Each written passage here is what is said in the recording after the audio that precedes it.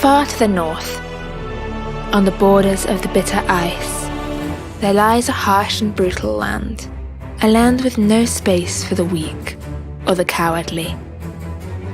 Here, monsters dwell deep beneath the frozen peaks, and warriors venture forth on raids to bring back rare treasures from distant lands. It is a cruel land, but for them, it is home. And when a new threat rises, our heroes must take up arms and place their lives in the hands of Lady Luck, for the sake of their home, for the sake of Isfjell.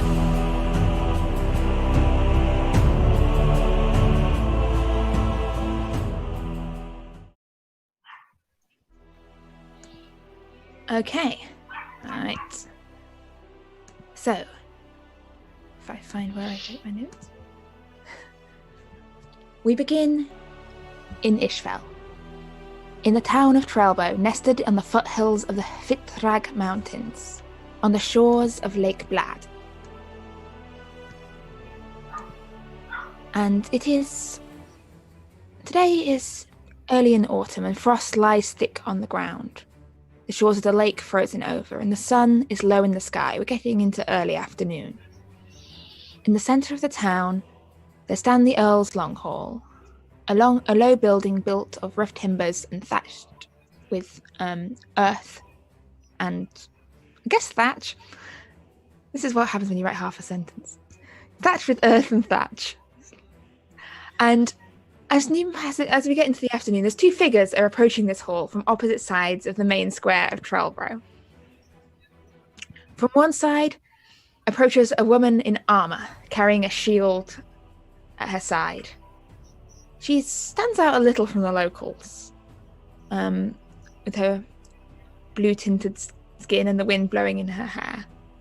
And from the other direction, there approaches a man carrying a piglet. And as they approach the door of the longhouse, I pass over to you, Eira and the deer, as you catch sight of each other for the first time in 3 weeks since you last met each other at the festival. Hello. Oh, good to see you again. I was coming to pay my debt. Oh, that's good. I was actually hoping to see you as well as some of the other people that we had seen last week. I've got some things going on in my village that I was hoping to talk about. Well, have you seen the Torvald? No, I'm actually not quite sure where to go for that. I only vaguely remember where we all met and where everyone was from, but I remember us being very strong, so I thought I could call upon your help, potentially. Well, since the Earl still hasn't responded to our previous inquiries, I was paying back the birthday gift from Torvald for all that ale. I promised him a piglet. Does this one have a name? We decided not to name this one. It seemed the best thing to do after what happened to the poor goat. That's probably the right choice. I'll just follow you like I did before, and hopefully we'll run into more people. Alright. So, as you pass into the Earl's Long Hall, it's dimly lit in here. There's a fire smouldering up one end of the hall. The Earl's wife bossing around a group of thralls who seem to have misarranged things in the hall. In the shadows, dark shadows by the door, a young woman is mending nets in the darkness. And further into the hall, there seems to be some manner of just argument/debate going on as you hear the Earl's voice ring out across the hall. Look, I've told you before, you will get a boat. I promise you will get a boat. But look, it's only been 3 weeks, and boats take time to plan. You need to get the timbers, and then they take time to build. Look, please, I will get you a boat. Adair's going to turn to Eira and go, well, I think we found Chrysara. It seems like it. Yes, It's been and you 3 see standing by weeks. the Earl, the familiar figure of Crisara. It's been 3 weeks. It's been quite long enough. You haven't even put in the order yet, according to the ship builders. Oh, you spoke to I don't know. I think I must have got lost on the way. I definitely sent the order over. Okay, I will send it over. The order is going over. I promise. Look. Send it now. Uh, Unless you don't need a guard, then... Hi. Greetings. It's amazing to see you again. Ira, wasn't it? And he holds out his hand towards Ira. Yes, hello. Yes. Well, I have better be going. I have to attend to the business of the A work order? Sorlandsby. What? A work order that you have to tend to? In due course. Adair is also here, and you forgot to say hello to him, and I don't think that's very polite. Oh, you're back. I brought one of your relatives. Sorry. What? Oh, looks a little confused, but scratches his beard for a moment. And says, Miss Ira, what brings you into town? And also, he just glances at Adair out of the corner of his eye, taking in his appearance once more, and also remembering the portents of doom. Yes, well, unfortunately, the village of Sorlandsby, I'm sure you're familiar, we've had some issues with sheep disappearing, and it's just something that seems a little bit too much for just me to handle, unfortunately, so I was hoping to try to find some people to help, but... Well, anyone in particular? I would usually send my friend Sigurd for this, but and Sven, but they've not come back from a hunting trip yet. That's fine. Sarah, perhaps you could help the young lady. It would help give you something to focus and take your mind off the boat scenario. I find that keeping yourselves busy stops you getting impatient. I suppose. I don't mind helping. She was quite nice when we met her the first time. However, while I am gone, I fully expect to see you walking shipbuilders to put in that order before I leave. Yes.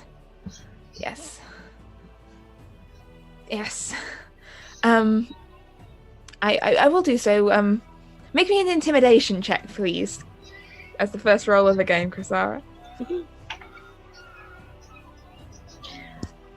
Oh, that's going to be good, because my intimidation... So, 18, 19, 21... Dirty 21?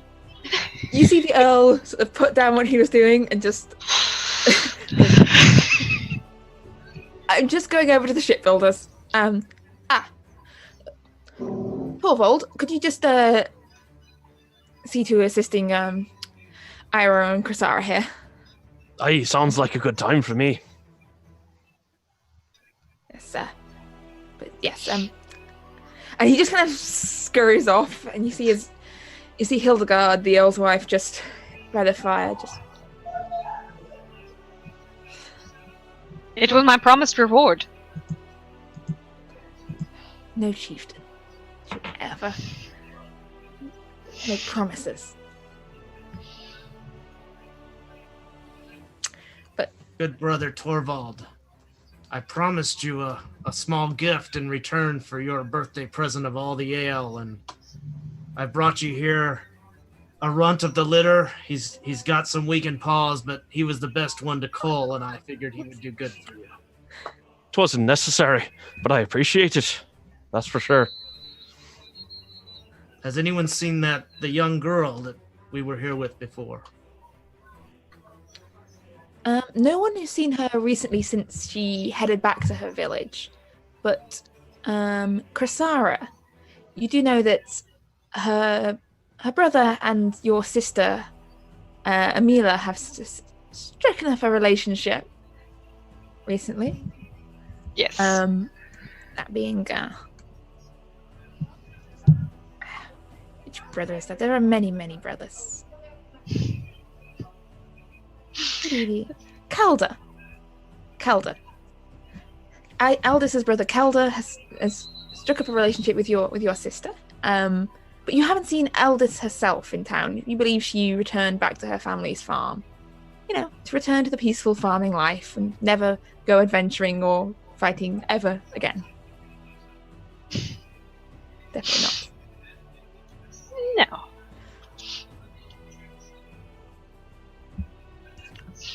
No. All right. Well, let's go ahead and find everybody, and then I'll explain what's going on, because I would like everyone to help if possible. I'd call upon actual sources, but I don't really know anybody, and I only vaguely know you guys, so I don't know. Sorlandsby villagers are kind of eccentric, and I don't want them to be scared of you or you scared of them. All right. So you're standing currently in the Earl's Long Hall. There's not many people about because it's the middle of the day. Most people are out busy at work. They've got work to do. Krasara, your sister, is sat by the door doing some net mending. I think possibly helping keep an eye on you and making sure you don't murder any earls. Possibly. She does try to keep Krasara out of trouble. If it weren't for Amala, there might be more damage to the city. There was an incident, with a burning wooden house, I was barely involved. All right. So, as the four of you stand in the Earl's Hall, what would you like to do? You've heard Eira. You have a task at hand. You have found Torvald and Krasara, and also Adair. And the pig. The pig is sort of squirming in Adair's arms a bit, just trying to Here, Torvald, have your pig. It'd be great if you had a prop too. But... That would be amazing. I'll take it to the butcher. You know what? For the sake of the fact that we're making rolls, and because you should know by now that this is one of my about top 2 favorite rolls. Torvald, make me an animal handling check, please. Sure. So, roll it at. Oh. That's a 16. 16. You've managed to. Yeah, you can keep a good hold on this pig. You've not quite got Adair's way with animals, but you've got the pig well in hand. I need to work on my lights for next time. Yeah, so you've got the pig well in hand, and as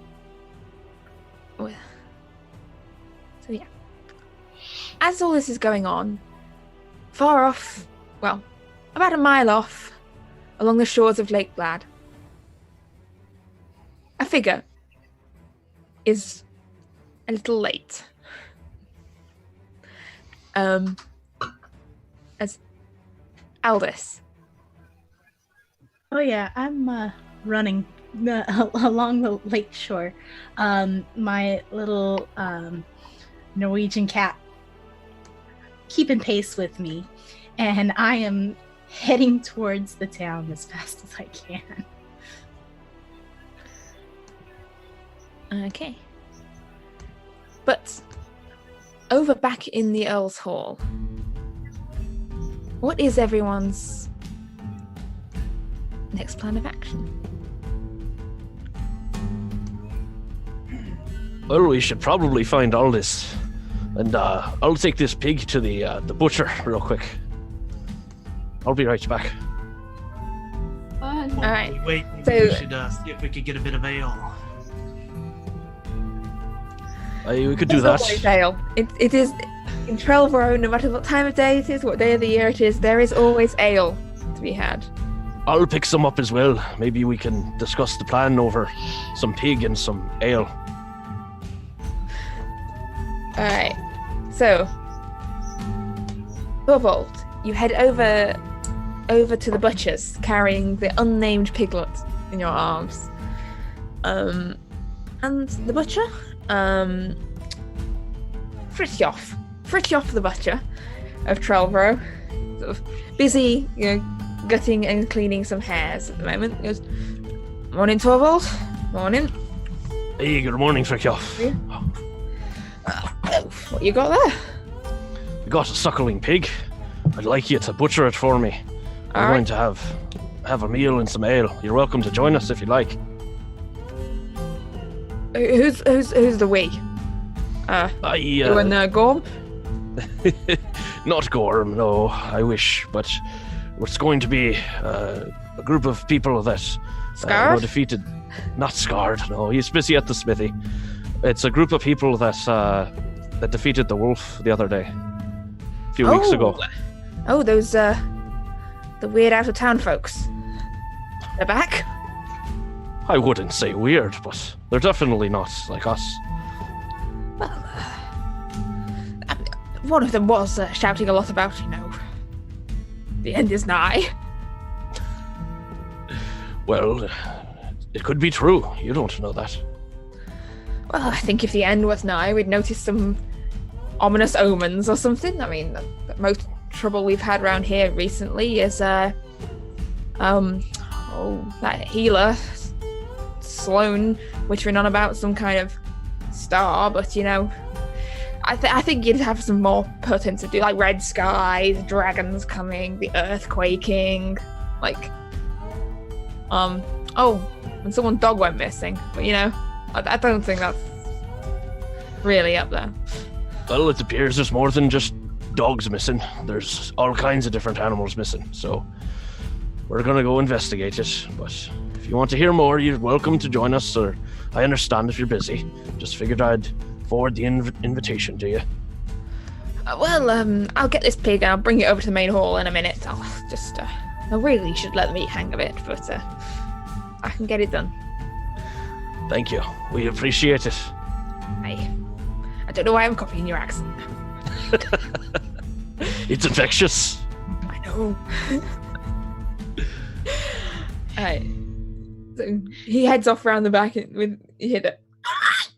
Thunk. As yet another animal. This is a high level of animal death for you guys. I handled it well. That was the important part. Got that animal handling going, so. Yes. But back over at the hall, as Torvald heads off to butcher a pig,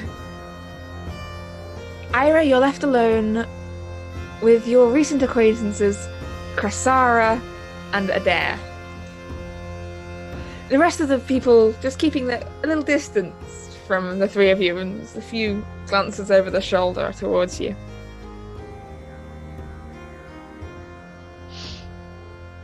How's everyone's week's been? Well, it would be much better if I had a ship, but... That's unfortunate. I think eventually you should just start beating people. I like the way you think. Perhaps we should become friends. That's the goal. I'm okay with this. But only beat people if they deserve it. I suppose. And then the door swings open as Torvald returns, currently sans pig. Oh. So Hello, everyone.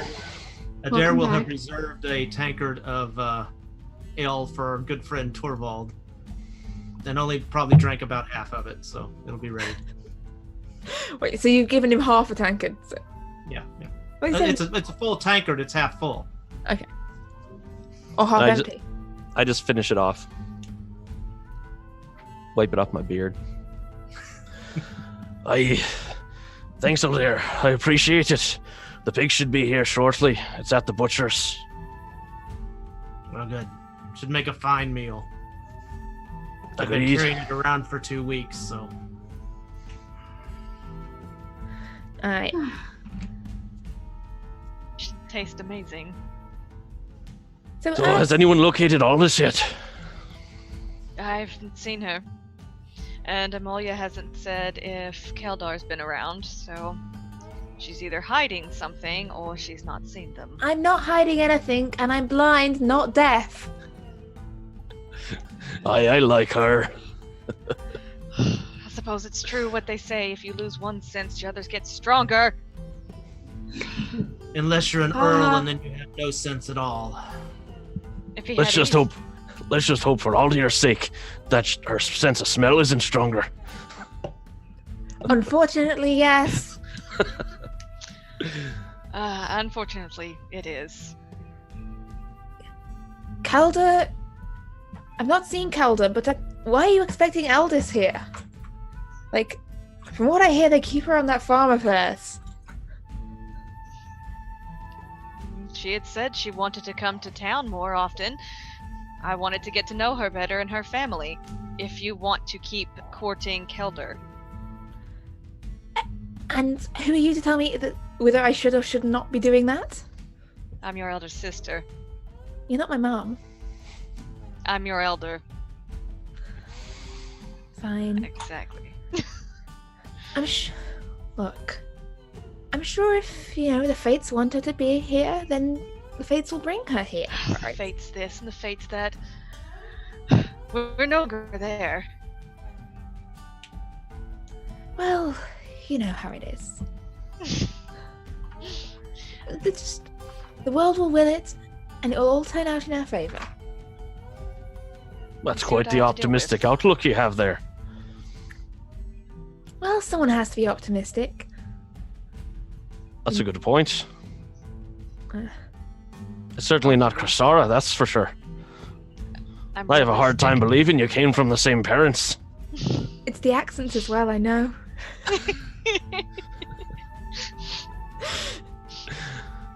She takes after our father more. She takes Aye. after our mother. No need to say it like that. You're both strange, is what I'm trying to say. Strange is Strange. relative, Cressara. You should know that. Yeah, somebody give me some ale. A tankard of ale just sort of gets handed to you by a slightly nervous house thrall who just backs away. You'll notice that at all times, sort of the general people of the hall seem to like to stand at least 10 feet away from Cressara at any given time. That's a strange effect I have on people. One not felt by me. I think you're just misunderstood, Cressara. But that's for another time. So- Well, Here you go, one pig. Do you want me to stick it on the fire for you? Yes, of course. We're not going to eat raw pig. Well, I wasn't sure. He sort of gives a glance over towards Adair and Ira. I ain't too sure what they eat, to be honest. They're both human, are they not? How many blue humans have you seen? That's a 10. I don't put the pig on the fire. Right. will you be joining us? No. I've got some stuff to be handling back over at the butchery, and I promised Scard and Solveig that I'd get them some stuff sorted for this evening. And you know how Scard gets if don't get what. Better than anyone. Yes, he's been especially grumpy since he hurt his ankle in that wood. Not even sure. what he's I doing. can't believe he missed the fight. It's definitely not like Scarred. No. But give him my best. I will. Right, well, goodbye. And Fritjof heads back out.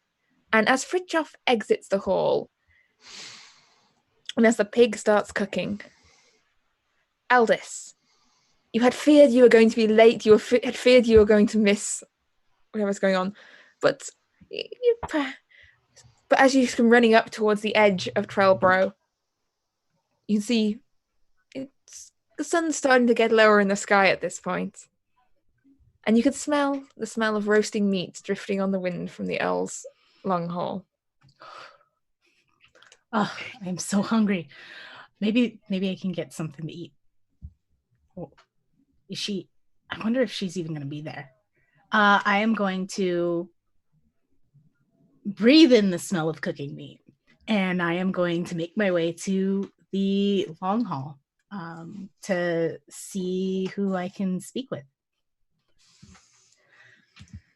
Yeah. All right. So as you head into the long hall, you see the familiar scene. You see there's a small pig being cooked over an open fire at one end. There's a group of women now settled down to do a bit with spindles, spinning wool. In the dark shadows by the door, there's one young woman sat now in almost complete darkness, just mending nets, occasionally calling over to other people, going, "I can hear you, you know." As Amelia does her work. And over the other end of the hall, with ale in hand, you can see 4 familiar figures. The dwarf Torvald, the definitely not dwarf Chrysara, and Eira and Actaea. You met on the day of the Stormbringers Festival 3 weeks ago. I am not late. Oh my gosh. I'm going to walk right up to Eira and say, "I'm here to help you." How did you know? What do you mean you're here to help her? You're late. I'm here to help. I was told to come help, so I'm here to help. I am so hungry. And, well, my parents don't know that I left. Well, they probably do now because it's 2 days. But I'm hungry. So You can sit next to me. Adair will stand up, walk over, get her a tankard, and walk over, find some meats that done, and just rip it off and bring it over and set it in front of her. All right, I am going to flop down into the chair next to Chrysara, and as soon as Adair passes the tankard and the chunk of meat, I'm just going to fall into it. I'm going to eat it because I didn't think 100% about food when I left. So I'm just going to eat, shovel food into my face, and drink. Torvald's gonna watch her do this and kind of glance around and look at everyone and just kind of make eye contact with everyone, like, what is going on?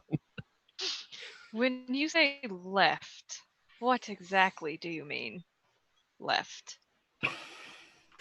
And we go. 2 days ago, several miles to the east, at Isfjell, when in the middle of the night, the young eldest is slipping out of her family's farm. And the eldest, the moon is bright, but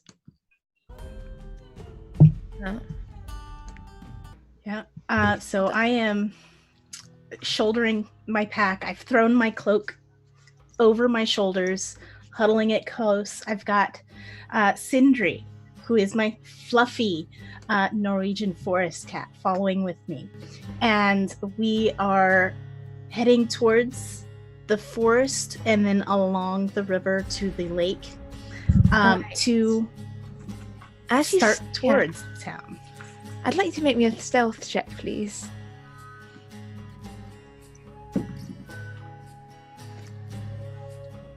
13, and that's plus dex? Or just the 13? Plus, so 14. Plus stealth if you've got proficiency in it. But Hold on.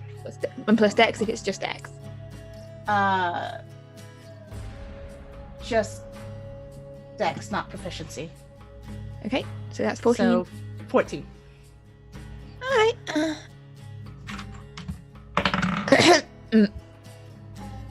Young lady, where exactly do you think you're going? And one of your uncles steps forward out of the shadow around the side of the house. And you recognize your Uncle Burger. Spelled with an I, not a U. He's not an edible uncle. Your Uncle Burger. Where you think you're going in the middle of the night? And awake at that, too. Well, I need to go. Elaborate, please. I had a dream that told me I had to help this. What? You don't go around doing exactly what dreams tell you to do. That's the kind of thing that gets you, sent, down there. Sorlandsby. Like... You're the one who didn't listen to me about the wolf. Hey, you... What? You did not listen to me about the wolf. I told you it wasn't right. Make me an intimidation check, please, Elvis. 7. Plus 3, so 10. Well, okay, maybe on that instance I didn't listen. Look, don't think you can bully me into, ignoring this. If your parents find out that I let you out in the middle of the night, I will get into a lot of trouble. And look, don't you pout at me, young miss. Look, the person in the dream who told me looked like she might have been the Stormbringer herself. So I need to go. Alright, make me a persuasion check. Your tact of a god told me to.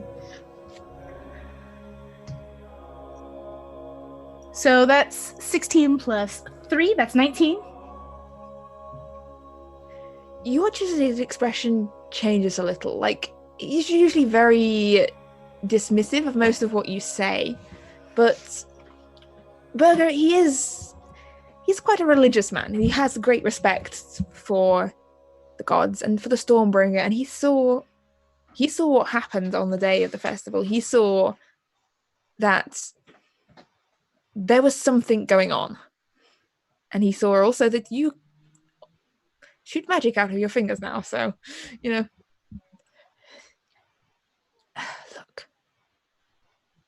look, I did not see you here. You must have walked out in the night like you do. So when your parents catch up with you, and they just don't bring me into this. Don't bring me into this. I'll try not, but don't they know that you're supposed to be walking around the farm tonight? Maybe I was on the other side of the building. Maybe I was taking a piss. Look. You might want to take care of these tracks in the frost then. Oh, look. Just go. I will deal with this. Thank you, Uncle. I'll big hug around him as I take off. Just stay out of trouble. I'll try. Bye. And Eldest, you head off into the night, heading off towards Trellrow. And we return to the Earl's Hall. And we return to the present moment as Eldir concludes her summarization of what happened. We got somewhere to stay. Have you got somewhere to stay? What do you mean, somewhere to stay? Well, since you've left, you're going to have to live somewhere. I suppose you can stay with me. Well, if we're not... We probably should leave right after eating and stuff, because my parents are probably going to be here to drag me back. And... Do you see the size of the hammer behind me? Yeah, I do. But if even then, my two uncles, my dad, my two older brothers, and probably my cousin, and they'll probably, one of them might be able to drag me away while they're dealing with everybody else, so we should probably leave soon. I would rather like not they're injure undermatched. any of your family members. So, Is this Sounds the like a- same uncle that was so helpful during our battle with the wolf? Well, so none of my family was helpful during that. So we probably, yeah, I don't know. But Will they need our help to drag you off then? It doesn't sound to me like they're going to accomplish it on their own. well, to be fair, I don't know what's going to happen. So all I know is that I'm supposed to be here to help, and I'm going to point to Eira, to help you with your thing.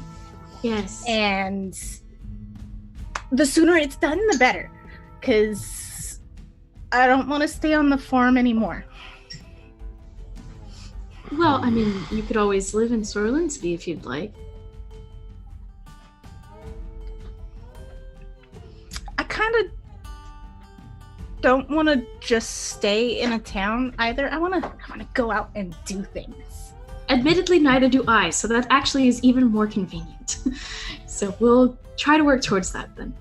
Awesome. That sounds fantastic, and I cannot wait. And I drink what's left in the tankard that I have. If I ever get my ship, I can show you a lot of different places. Oh, that sounds like fun. Wait, I did reserve the gift from the Earl from 3 weeks ago, so I think all of you said you were going to go for the boat, right? You needed a ship? All of you said that? We weren't given much of a choice, were we? Grisara kind of strong-armed us on that one. Well, I'm gonna look around for the Earl, and he's not in there, correct? The Earl is currently nowhere to be seen. Because Grisara is. Because Sarah is. Did you see the Earl's wife is over on end, but no sign of the Earl himself? Okay, so I am going to go. I'm going to get up and I'm going to walk over to the Earl's wife. And because, wives have, some sway over their husbands too. And I'm going to, hi. Yes, can I help you? I was wondering if I could talk to you about the boon the Earl promised me. Oh, you're one of them. Yes, talk away. Oh, I was just wondering if I can put it towards making sure the boat gets built. Oh, you're in the boat thing as well. Yes, I'll... Look, I'm sure this boat will be built. But, look, if I'm being honest, he's just trying to drag his feet. There's a little bit of a shortage of labour around here in the boat building department recently. One of our better boat builders, Tove, left. Said they were going down to Ulfborg to work for the High King. And the boat building has been a little bit slow recently, but... Oh, that's fine. Okay. Well, I do know that Calder is trying to find a way to stay in town, and I'm gonna glance over my shoulder I can hear you. at Grisara's sister. And if there's any apprenticeship type thing, he probably would jump on that. Well, you think he has what it takes to be a boat builder? I think he has what it takes to do pretty much anything. Make me a persuasion check, please. You're getting all the rolls tonight. I promise I'll let you some of you roll some dice at some point in the future. You got some dice for it? I rolled a 4 plus 3, so that's a 7. Perhaps he should stick to the things your family's good at. Stick to the hills. It takes a certain level of... I don't know what's the word. A level of intellect to manage high levels of craftsmanship that some farmers just lack.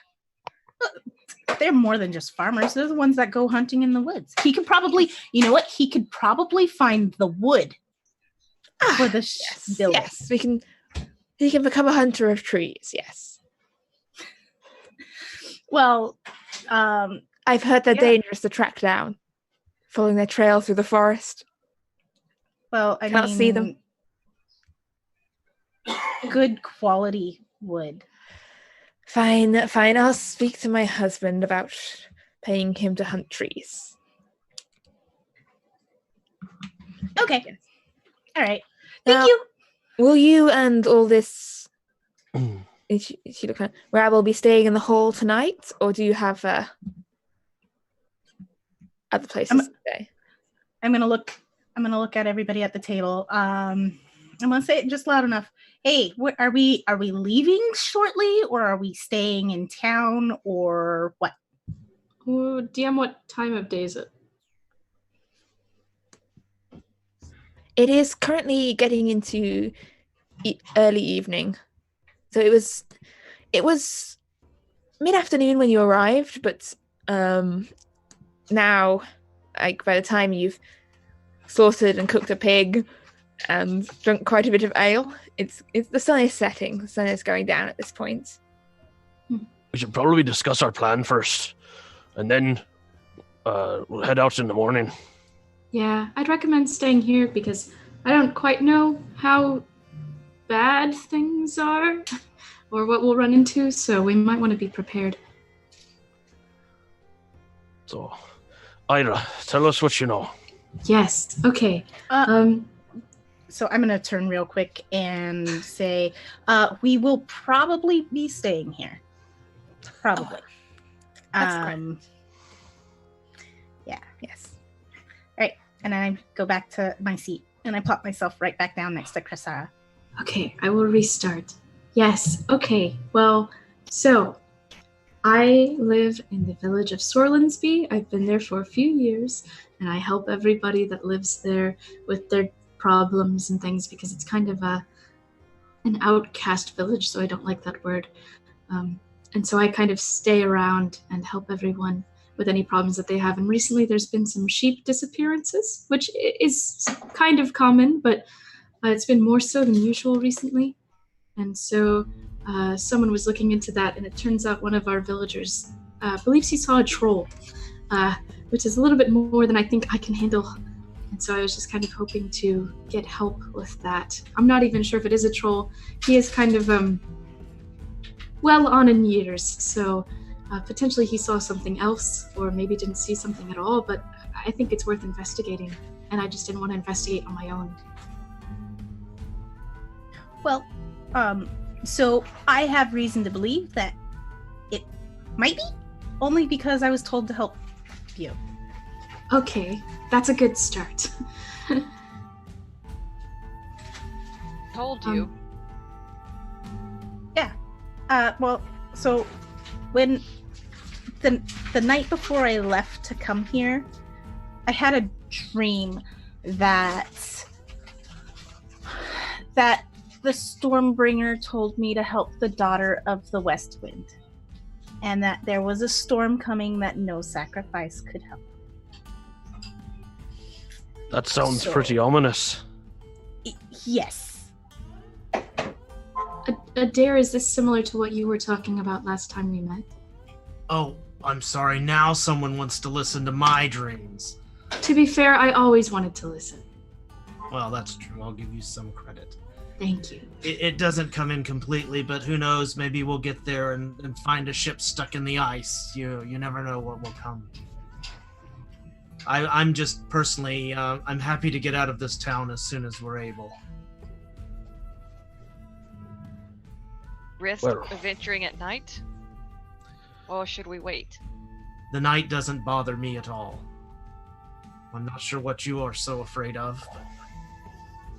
Nothing, it's just troublesome. As long as everyone feels well rested, I mean, we could go as soon as possible. I'm fine. How far of a journey is it? Do you have any idea how far we'd have to travel? Well, we'd be going to Sorlandsby, which isn't that far. DM, how far? It's a bit less than a day to get to Sorlandsby. Yeah. And Garen's farm, where he said he saw the troll, is sort of on the edge of the moors near Sorlandsby. Yeah. Okay. Well, it's not too far, less than a day. But of course, it's not like the troll will be sitting in the middle of the village. We'd have to kind of go looking for it. So that might take a while to actually find whatever we're looking for. I'd much rather sleep in the safety of Trollrow. I don't know what you think, but that sounds like the best scenario to me. I'm happy with anything. I'm just glad you guys are listening to me talk. You look a little cold. Do you want to get a little closer to the fire? This is just how I look, I promise. Oh, okay. Thank you for your concern, though. You're welcome. Okay, so it's a plan to take a nice long rest in the town before setting off in the morning. Seems like it. Okay. Alright.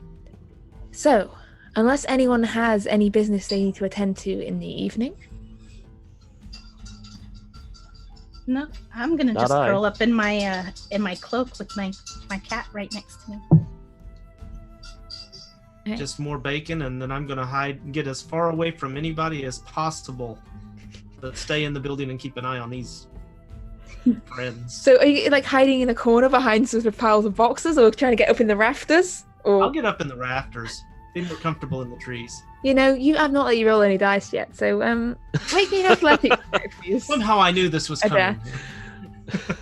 I need to What am test I if rolling? dice works. Athletics, please. Okay. Oh, something I'm wonderful at. This ought to be great. Roll a sleep in the rafters check. That would be a 4. Okay, so the four of you see as a deer appears to be attempting and failing to climb into the roof. Do you need a boost? I'm used to trees that have bark on them, not these shined up poles that you people seem to like so much. There's a Why tree can't you right keep out a back. tree like a tree? Why don't you try this way? If you go up that way and you do this, and I'm going to put my hand on his shoulder, and you're going to see electricity kind of go through his body, and I'm going to cast guidance so he can try again. All right, you've got guidance, and Chrysara, are you giving him a boost? Yeah. Okay, you've got guidance What's and where you keep advantage your now. hands there?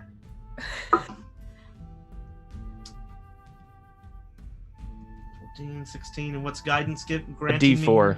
You get to add a D4. I know I've got one here somewhere. I can roll one for you if you want. I got it. That would be an 18.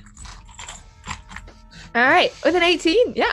Adair, you're now up in the rafters, looking down at the rest of them, and there's a decent spot sort of in the cross brace of like where the beams meet across the hall with the upright posts, that you can sort of like the crook of a tree branch, where you can get yourself balanced up there and rested. Perfect. Do us a favor and let us know when you're going to get up. Don't want you falling and breaking something. Thank you. I'm sure I'll be fine, my good friend. All right. All right. So as Adair settles up in the rafters and everyone settles down, well, presumably for Torvald and Chrysara, in your own houses. Yes. And Adair and Ira, Aldous and Ira, two people beginning with A. I have no idea. You're sort of pointed to an area of the main hall where there's sort of some guest sleeping area divided off by a curtain. And as everyone settles down for the night, we come round to morning as the sun starts lifting over the Fitdrag Mountains, the frost covering the ground with the grass outside. It's a chilly autumn morning. And Adair, you wake slightly confused to find yourself once again not in the woods, and instead nesting in a human building. And I probably even got a splinter or two from these stupid rafters. Quite probably, yes. I'm going to look around and see if I can spot any of the rest of these friends. You'd probably be able to. Well, you can just make out.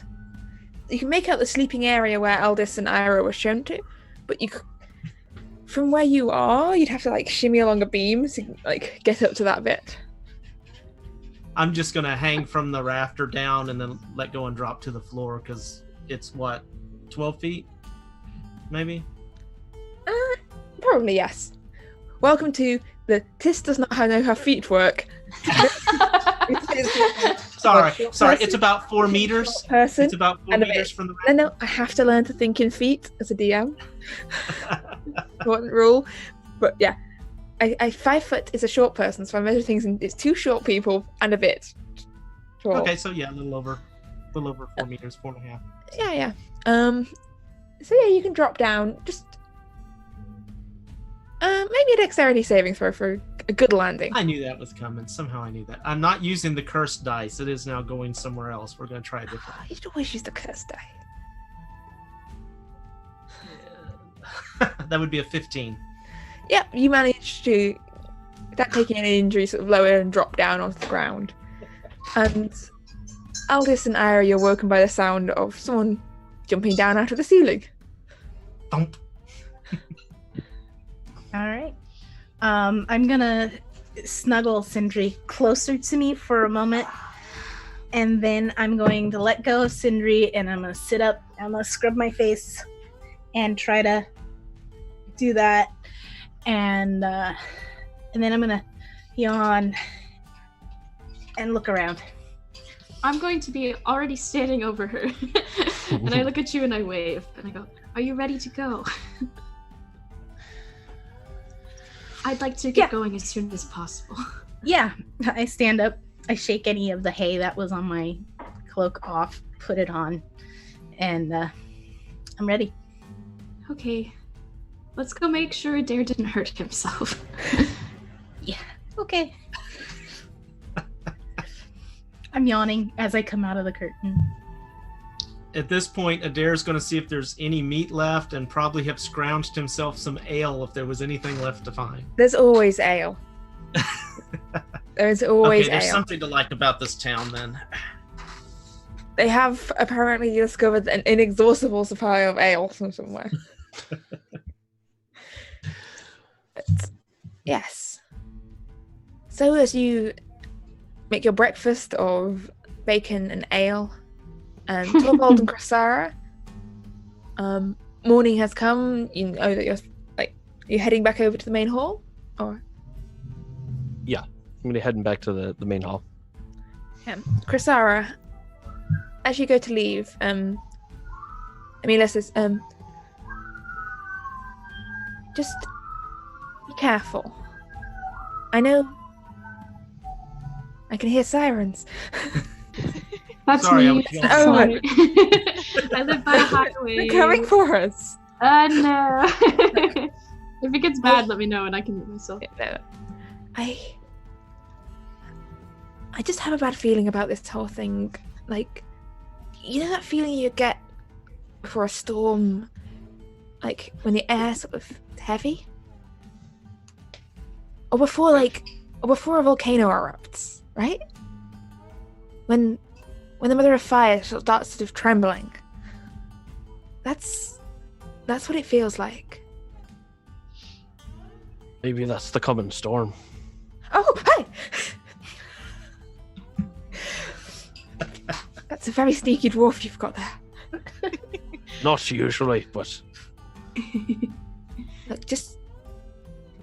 Cress, be careful.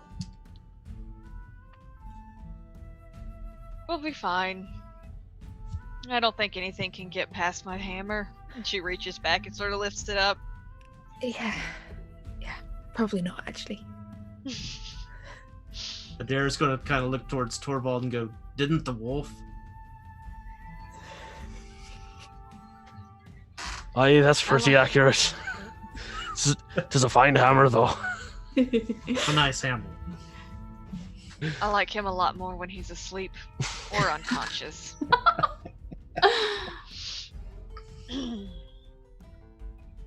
Alright.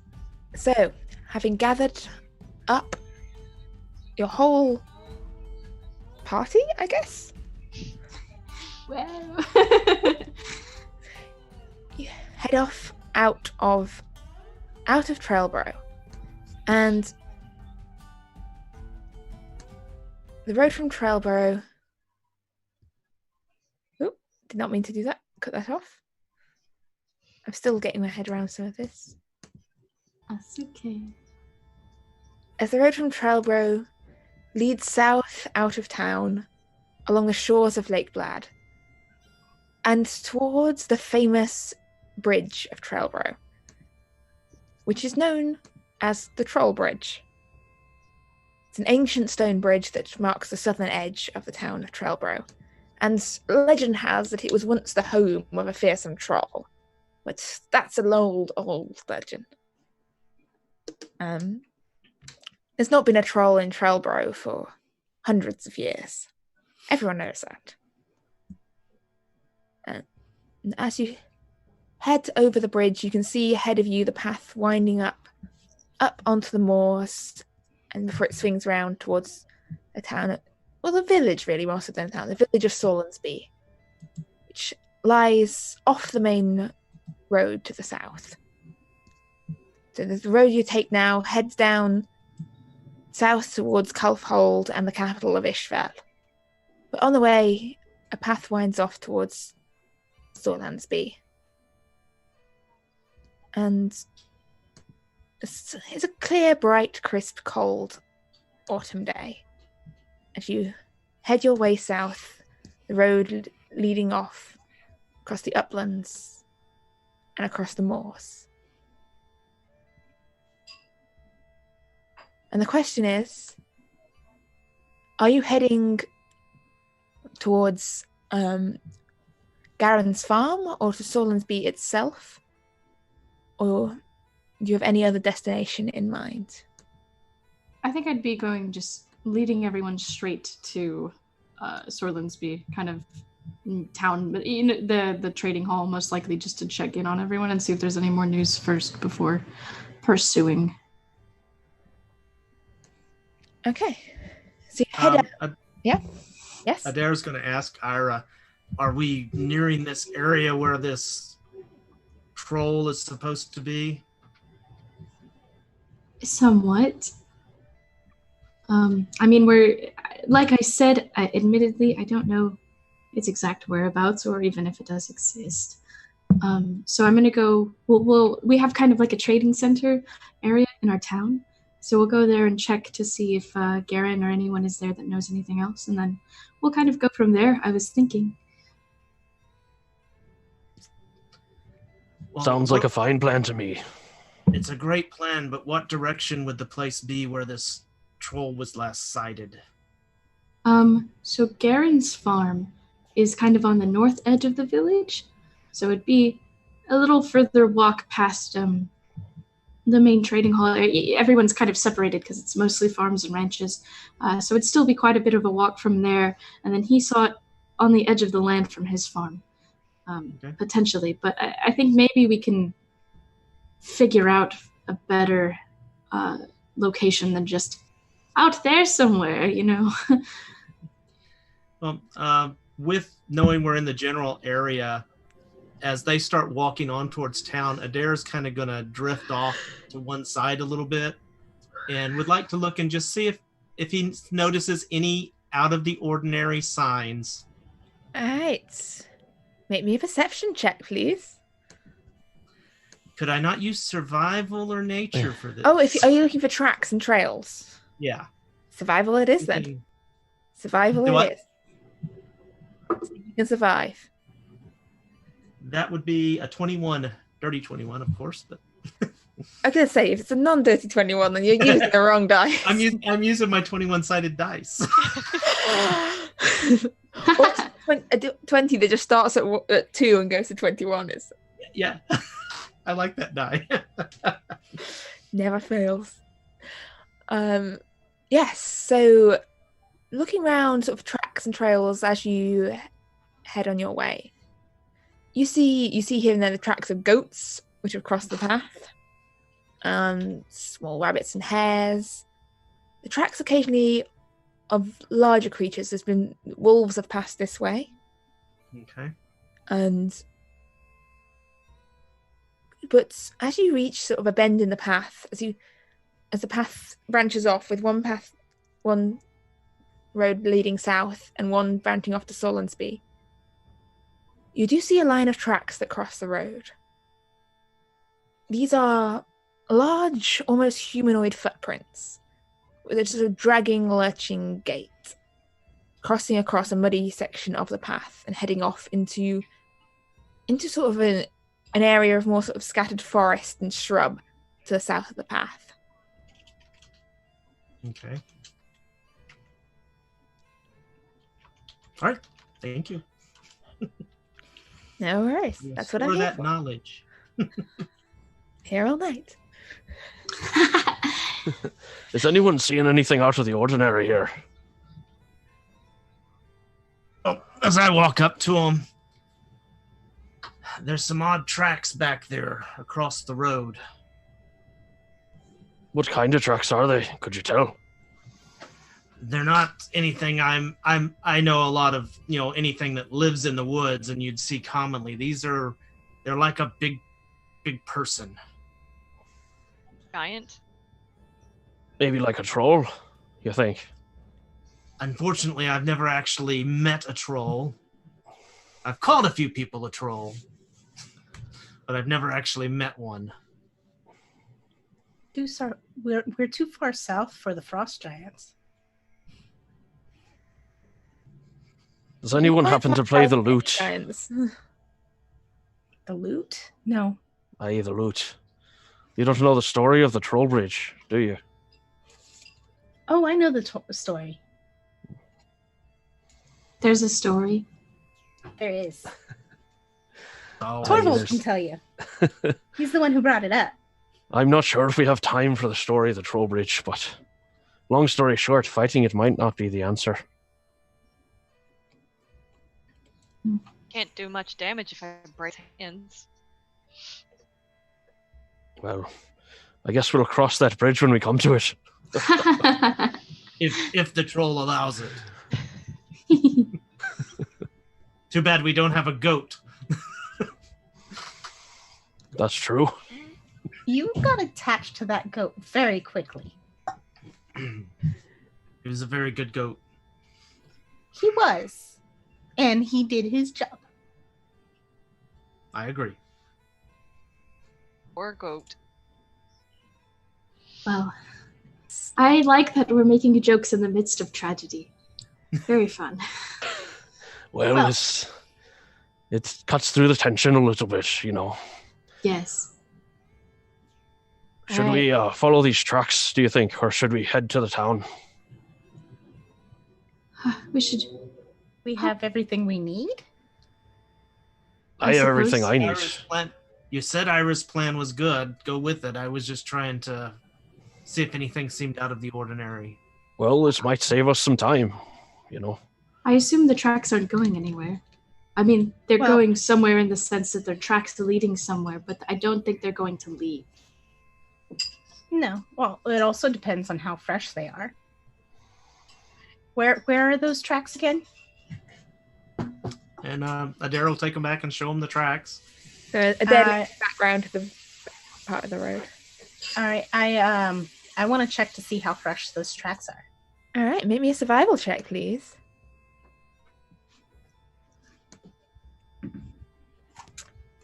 13, and I'm proficient in survival, so that's +3. Plus your proficiency and your wisdom. +2.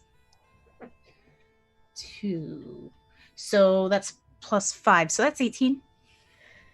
18? They seem reasonably fresh. Like a day at most.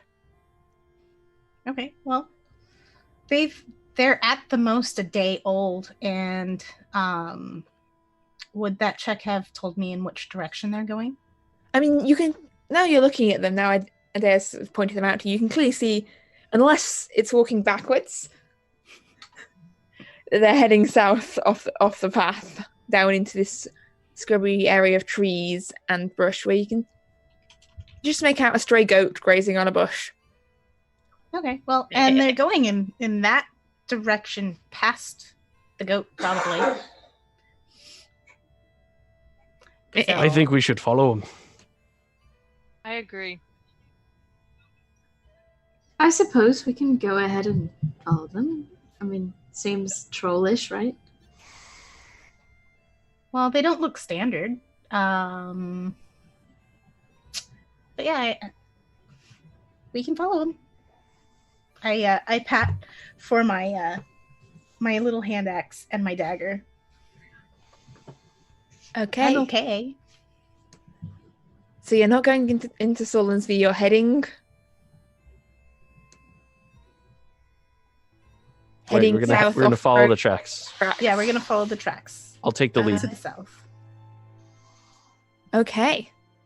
So, who's taking the lead on this? I will. I'll be behind him. Whoever's I'll be taking the last. lead in following the tracks, make me a survival check. People, please give me your marching order, please, just in case, and just for general relevance. Mine's a 22, by the way, for survival. Okay, 22. So are you taking the lead, Torvald? Yep. All right. Who's after Torvald? I'm following him. Torvald, Cressara. Next up. Who's bringing up the rear? I okay, then I will actually. I'll walk next to Adair. Adair and Eldis. So they've I'll both be in the middle. and Eira in the middle. All right. So, as you walk along, the moors start to give way to sort of shrubby woodlands, sort of bushes of gorse, and then sort of low shrubby conifer trees, and a few deciduous trees starting to turn red and gold with the colours of autumn. Here and there, you could catch clearer sight of these tracks in muddier patches of the ground or pressed into the frosty grass. The rocks sort of start to rise on either side of you as the path starts to bend down into this low gully, overhung by trees. The scent of sort of woodland mulch thick in the air, the ground covered in layers of slightly rotten leaves, and here and there a few sort of fungus sprouting from rotten logs and out of the leaf matter. And as you make your way ahead, anyone who's keeping a lookout, make me a perception check if you are keeping a lookout. Yes.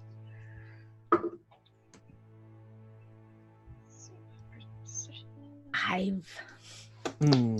15. Aldous, 25. I'm looking at the What's 25 from? 25 from Torvald. 25 from Torvald. 15. 15 and 15. 1-5. Yeah. 15. Yeah.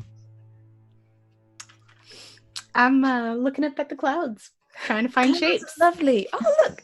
That one looks like a dragon. And then that one almost looks like a ship sailing towards the dragon. And then there's a guy with an axe and also a rabbit. There's a troll in the clouds. You found the troll. It's over there by that mountain. I think I found the troll. It's Ira over here.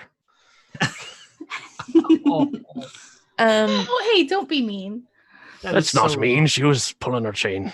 We call that a troll around here. I don't know what you call a troll, but Well, it's probably a big old beast that needs to, go away. well, that too. But it's also someone who likes yanking chains. Well, Or it's a squat creature with a helmet on and a long beard. Do you see one of those anywhere? No, fortunately, I do not. All right. Good answer. But Torvald, as the path bends round sort of into this darker sort of gully, between thick bushes and rocks. You notice things. The first thing you notice is a smell. Not just the smell of sort of earth and leaf matter that you smelled before, but some sort of almost rotting, decaying scent. A scent of sort of meat and flesh. It's a very unpleasant smell. And also sort of fungal matter, sort of rotting smell. And you hear a rustling in the bushes off to your right. The sound of something moving through those bushes as you come round the corner of this gully. I'm going to hold my hand up like this to have everyone stop. I'm still looking at the clouds, so I probably bump into whomever's right in front of me. That's me. Ira, Hello. Aldous looks into you from behind. I'm going to turn around and gesture to everyone and point in the direction that I heard the sound. And then The I'm going bush to take seems a still closer. now. What's that? The bush seems still now. There's the rest of you. Look where Torvald's pointing. It's just a bush. I'm sorry don't I see walked anything. into you. That's okay.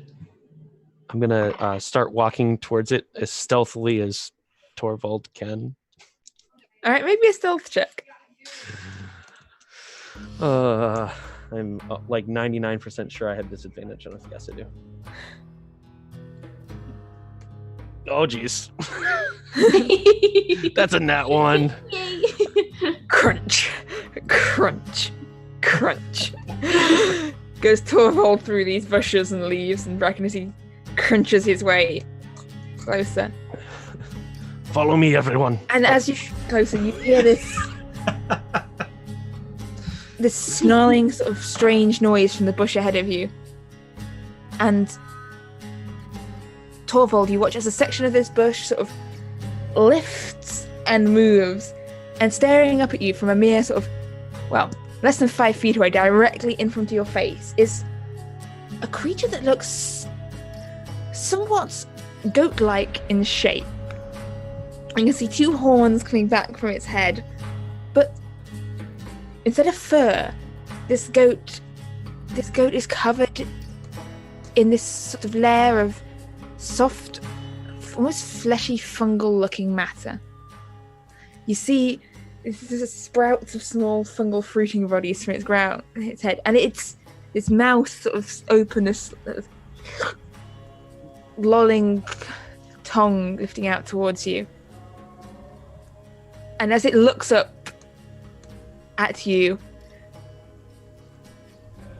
you hear more rustling in the bushes around you in this valley. And please, everyone, I would like you to roll me initiative, please.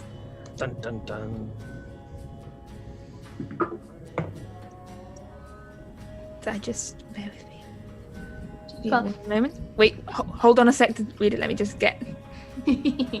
Everyone say it at the same time. No. Yeah, let's shout random numbers at her. Just shout random numbers at me. Yes, I love that. 13. Well, that's Oh. it. Oh.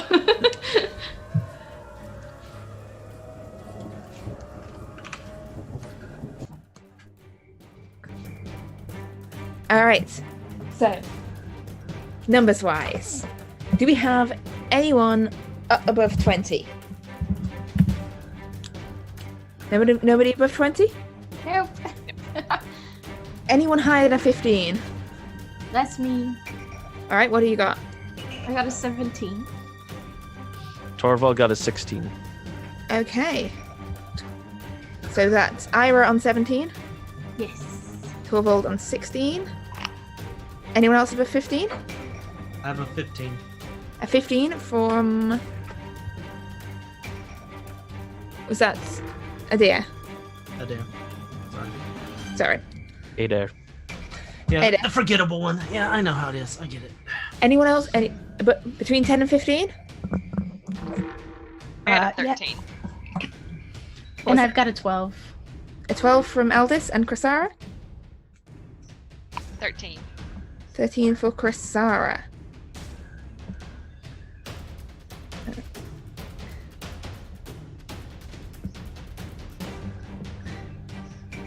Okay, so. Anyone have anything from this map?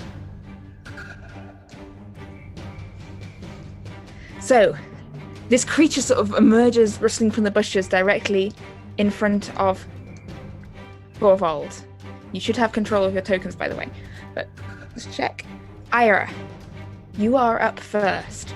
This strange, angry-looking, fungus-encrusting goat emerging from the bushes in front of Thorvald. What would you like to do about this? I would like to. I'll go ahead and move up to it. And then I just kind of unsheath my longsword and swipe at it. Alright. Take a swing at it. I shall. Okay. Let's see. That's a nat one. So 5. Whoops. Switch to the bushes. Nearly take Thorvald's eye out. It's Whoops. so, jump back. Alright. You got any bonus actions? Anything else? Is that everything? No, nothing that I would like to do, I don't believe. Alright. Thorvald, that takes us over to you as this creature sort of ducks out of the way of Eira's sword and looks between both of you in anger and also just general disgustingness. All right. I am going to reach down to my axe on my hip, and you're going to see it start to spark, and it's going to turn blue, and then you'll see as I lift my hand up, the axe stays where it is, but you'll see a floating bluish tinted weapon with kind of like lightning sparking around it. I'm going to cast Spiritual Weapon. I knew I'd forgotten to do something. Alright, so you point to where you want Spiritual Weapon cast, put a little cross on the map, and then in a moment you'll have a Spiritual Weapon token. Sure. I'm going to cast it, right next to it here. That is right here. Here? There? Right below there. it. Sort of right, sort of up against the sort of rocky cliff face down there, but you can just about fit in. Or I can do behind it, it's fine. That's fine. Do behind it. There's not a lot of space. Alright.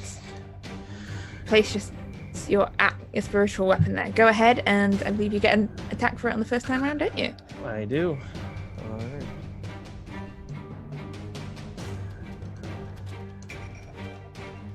Alright, so that's going to be 21. 21. 21. A 21 will definitely hit. So roll some damage on that, please.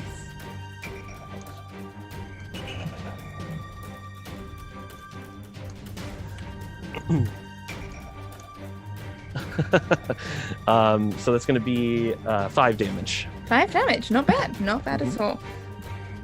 Alright. And now that I've done that as my bonus action, I will Toll the Dead. Alright, Toll the Dead. So you'll see, they hear the lightning. Well, the lightning comes down right beside its head, and there's this big crack of thunder that the creature hears. So just the creature hears it. I think that's how it works. Yeah. So the creature sort of rears back a sec, and that is a wisdom saving throw, I believe, yes? Correct. I think that... DC 14. DC 14. That is a success on its half. Okay. So that won't take any Not damage. told yet, no. Not this time round. Nope. Alright. So is that everything, Thorvald? Yes. Yep. Okay. That brings us round to Adair. Adair, what would you like to do?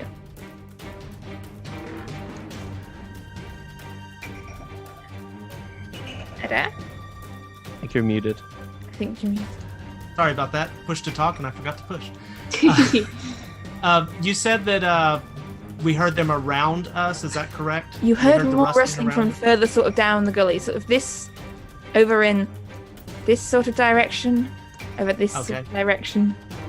There's definite movement up there. Okay. Have I ever seen this type of creature before in my travels? Make me a nature check, please.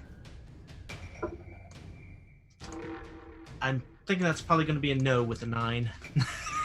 You have heard of various plant and fungal-related creatures that dwell in forests and stuff, but this particular sort of thing you've not seen around.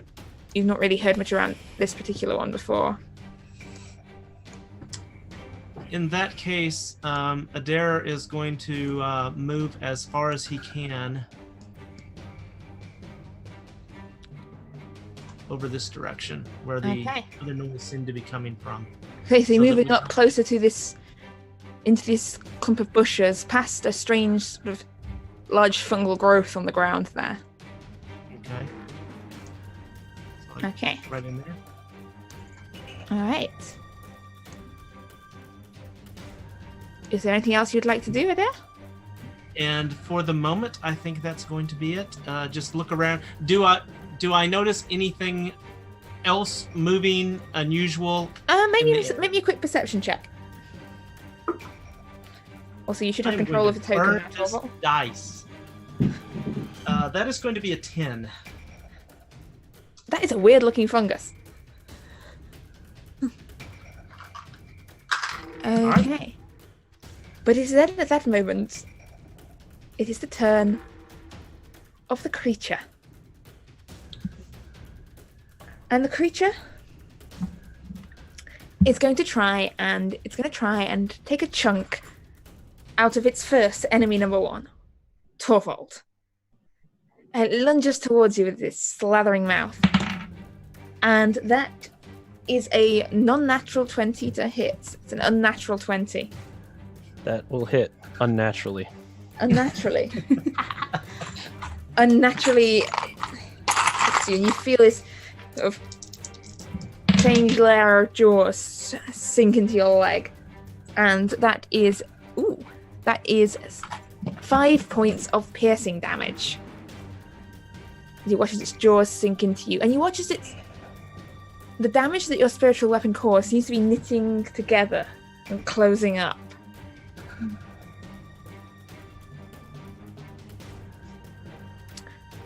And then you hear the rustling from over far in this direction. And you watch as a second of these creatures emerges from the bushes and starts making its way towards the group of you.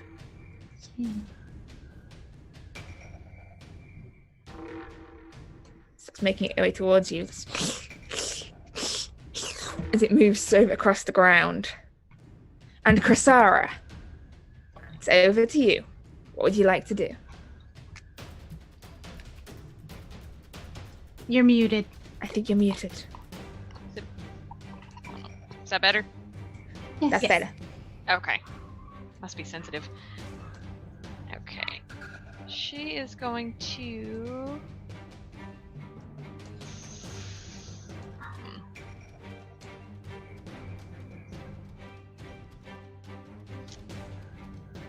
Since they're all surrounding this one, she's gonna start to move towards the one coming out of the bushes so that she can face it when it attacks. Alright. Is that everything? I do have javelins. She is going to throw one. Alright. At this guy or thing? Yes. Guys. That thing. At this thing. That creepy thing right there. Alright. Roll to hit. That is a 17. 17. 17 will indeed hit, yes. Yes. That will hit. D6. 3 plus 2, so 5 damage. 5 damage. All right. 5 damage to that guy over there who stole my pen. Eat it. Just eat. Okay. And that brings us over to Aldous. Aldous, what would you All like? right. I am going to move. Oh, I gotta grab my token first. I'm gonna move to right about here. And then I am going to motion as if I've got a slingshot. And I'm going to speak very quietly. I'm going to say fire. And I'm going to shoot firebolt at it. At the one that's coming past Adair. That one there? Yes. That one there. All right. Firebolt. Throw a firebolt at it. All right, go for it. That's an 8 plus 5. That's 13. Just misses. Oh, Oh no, I don't want to pick up Chrysara. Stay there, Chrysara. My computer. Hang on. My computer's playing up. One sec. Oh, wait, hold on. I rolled damage. I didn't roll. You didn't roll to hit? No, I didn't roll to hit. I rolled damage. Oops. Would you like me to roll to hit? Yeah. You rolled to hit. Oh, I just. All right, that was a 1. That's So- gonna sound my mouse. That's why. Still misses. Still misses. Misses worse this time. Yes.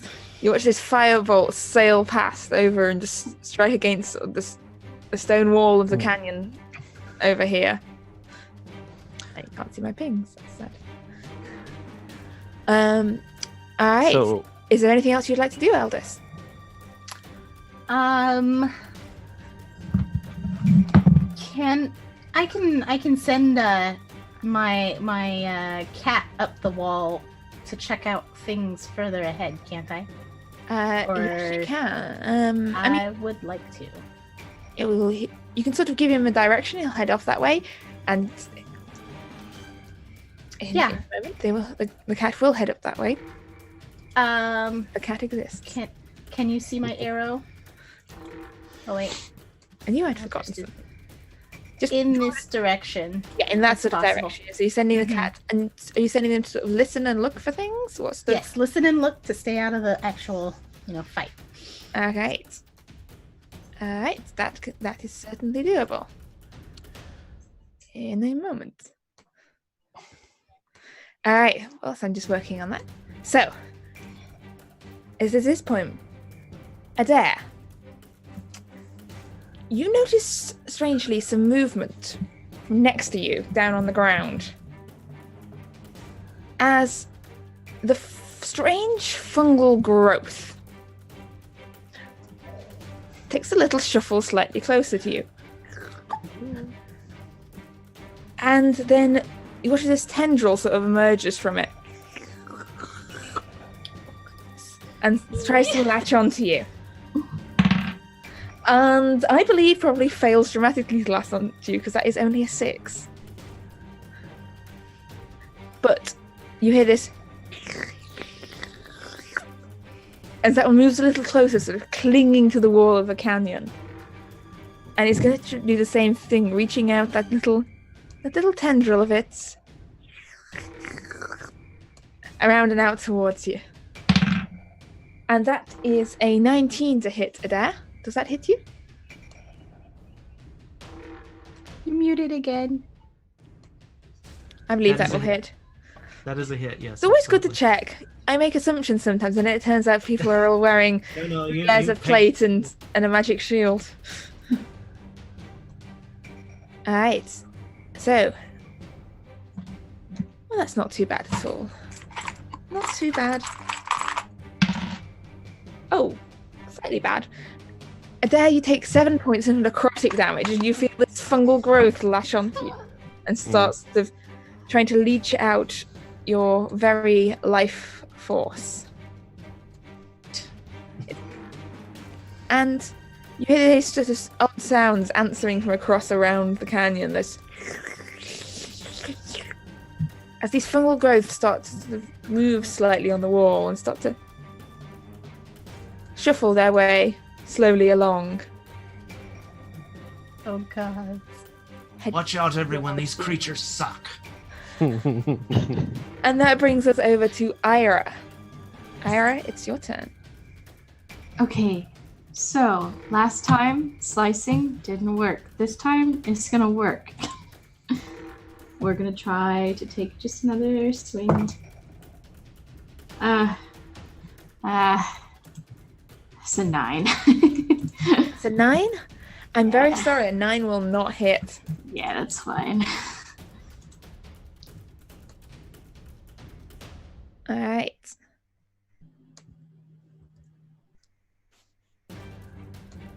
Alright, is there anything else you'd like to do, Eira? No, I'm okay. Okay, in that case, that brings us round to Torvald. Torvald, this creature still in front of you seems to be looking alright, actually. Doesn't seem to have been that bothered by the fact you've attacked it. So I forgot to describe my reaction. Would you like me to do that, or do you want me to just Go skip for to it. that round? Okay. Go for it. So when it bites me, there's you see electricity surge through my body towards the creature, and it has to make a dexterity saving throw. DC 14. Yeah, then that is a fail. Okay. So then he's going to take a 2d8 thunder damage. Alright. In future, remember to call your reactions when I say it hits. Yeah, I forgot about it because new character and all. Oh, yeah. No, that's why I said in future. It's like... So that's 8 damage. 8 damage. Thunder damage. In fact, actually, this creature does look slightly bothered by the fact you previously attacked it. Like, some of its weird fungal growths are missing. One's slightly wonky. All right. So then I'm going to, with my bonus action, the spiritual weapon is going to sort of spin sideways, and the axe head's gonna, hit him towards the neck area. All right. Let's see if it hits. That's gonna be 14, I believe. Yeah, that 14. will hit. That will hit. 14 will hit. Okay. All right, so that is going to be +4. Yes, that's 6 damage, force damage. Okay, 6 force damage. And then I'm going to, for my action, I'm going to have another bolt of lightning come down near its head for Toll the Dead. All right, a sec. Wisdom saving. And that's a 15 for wisdom. That passes. Yep. Surprisingly wise for a horrible fungal goat. Right. Goats are naturally wise. It is in their nature. All right, is that everything? Yep, that's it. Okay, Adair, over to you. As this fungal growth sort of down towards you. Is it attached to me? It's its tendrils sort of drawn back a little, but it's sort of attached to the rocky stone wall beside you. And I have one on each side of me that are Yes. within a 15-foot cube, if I'm seeing this correctly. Yes. I am going to cast Thunderwave. All right. So that'll be a Constitution saving throw with a target of 14. A Constitution saving throw. It's outside the 15-foot cube, whoever's highlighting the cat. The cat's also up on the top there. I think that's where you were directing the cat. Yeah, it's outside the 15-foot Yeah. cube. Yeah, no, the cat is fine. Surprisingly, actually, one of the fungal growths made it save, which is really quite surprising. Well, let's hope I roll a decent amount of dice then. The other one is definitely failed, but That is 5. all right. So this fungal growth, and does it get pushed backwards on Thunderwave? Or The one that failed gets pushed backwards, yes. How far? Is it 10 feet? 10 feet. Sorry, Aldous, I don't know which one's going to get flung, but it may come your way. Aldous, you watch as this fungal growth goes flying past between you and Chrysara to land on the ground there. There's a large clump of violet-coloured fungal growth lands on the ground between you. Okay. What was the damage again? That was... It was 5 for the one that failed, so it'll be 2 for the one that succeeded. Okay, 5 and 2. Alright.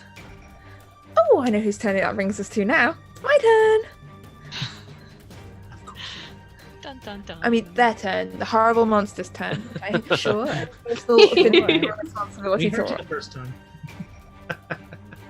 Alright, so this one down here is going to try and chomp another chunk out of Torvald because you're closer to its level. I don't think that one is going to hit because that is a 9, so it's not doing very well. Its companion here comes lolloping forwards though. And is going to try and take a chunk out of Aldous because she looks tastier and less. Just looks more approachable and eatable than Chrysara. But I think you can probably manage to get out of the way of this because that is a 6 to hit. It misses. It misses by a long shot. You were faster than it was expecting. Alright, but that brings us around to Chrysara. What would you like to do, Chrysara? Okay, how far away are all my companions? Well, Eira and Aldous are within 5 feet of you. Torvald and Adair aren't, so I don't think they're within... Well, I guess Torvald's within 10 feet of you. I can't remember. Okay. Adair's Okay. fine. The cat's fine. Okay, we're gonna hold on to that little nugget. I am going to attack with my warhammer. She's gonna spin around and try to smash it in the face with her warhammer. Alright, roll a smash it with a warhammer attack. It's being... Oh, that one nat there? 20. Nat 20. Alright, roll me some damage. Oh, this thing is going down. Okay, 1d8.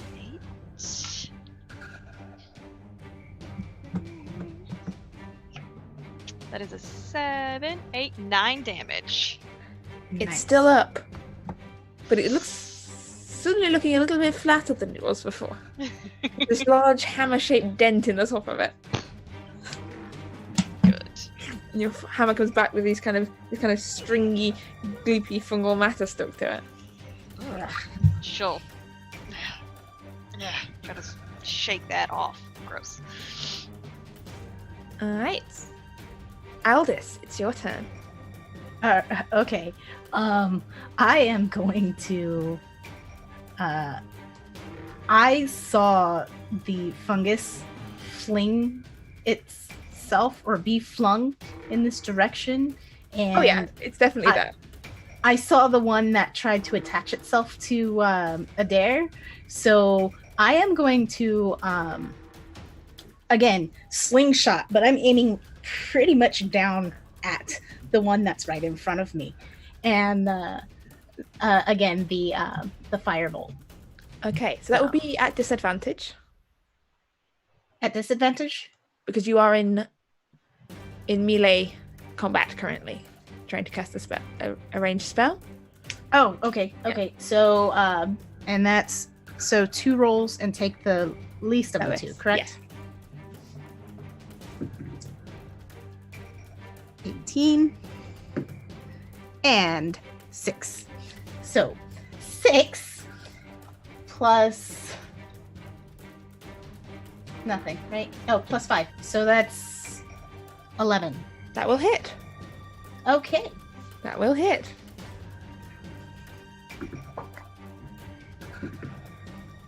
Seven for damage. 7 down on this lump of fungus here. That is...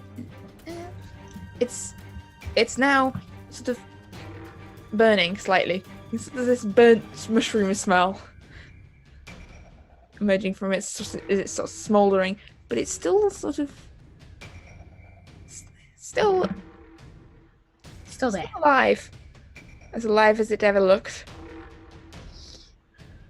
All right. I'm kind of stuck right where I'm at, so I'm not going to move. Although I guess I'm going to shrink a little bit closer to the wall to try to avoid the goat thing. All right. To avoid the goat thing. Yes, indeed.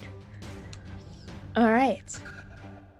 Which passes it to this fungal growth up here. As it lashes out towards you, Adair. That is only an 8 to hit, though, so I think it's fine. That's going to be a miss.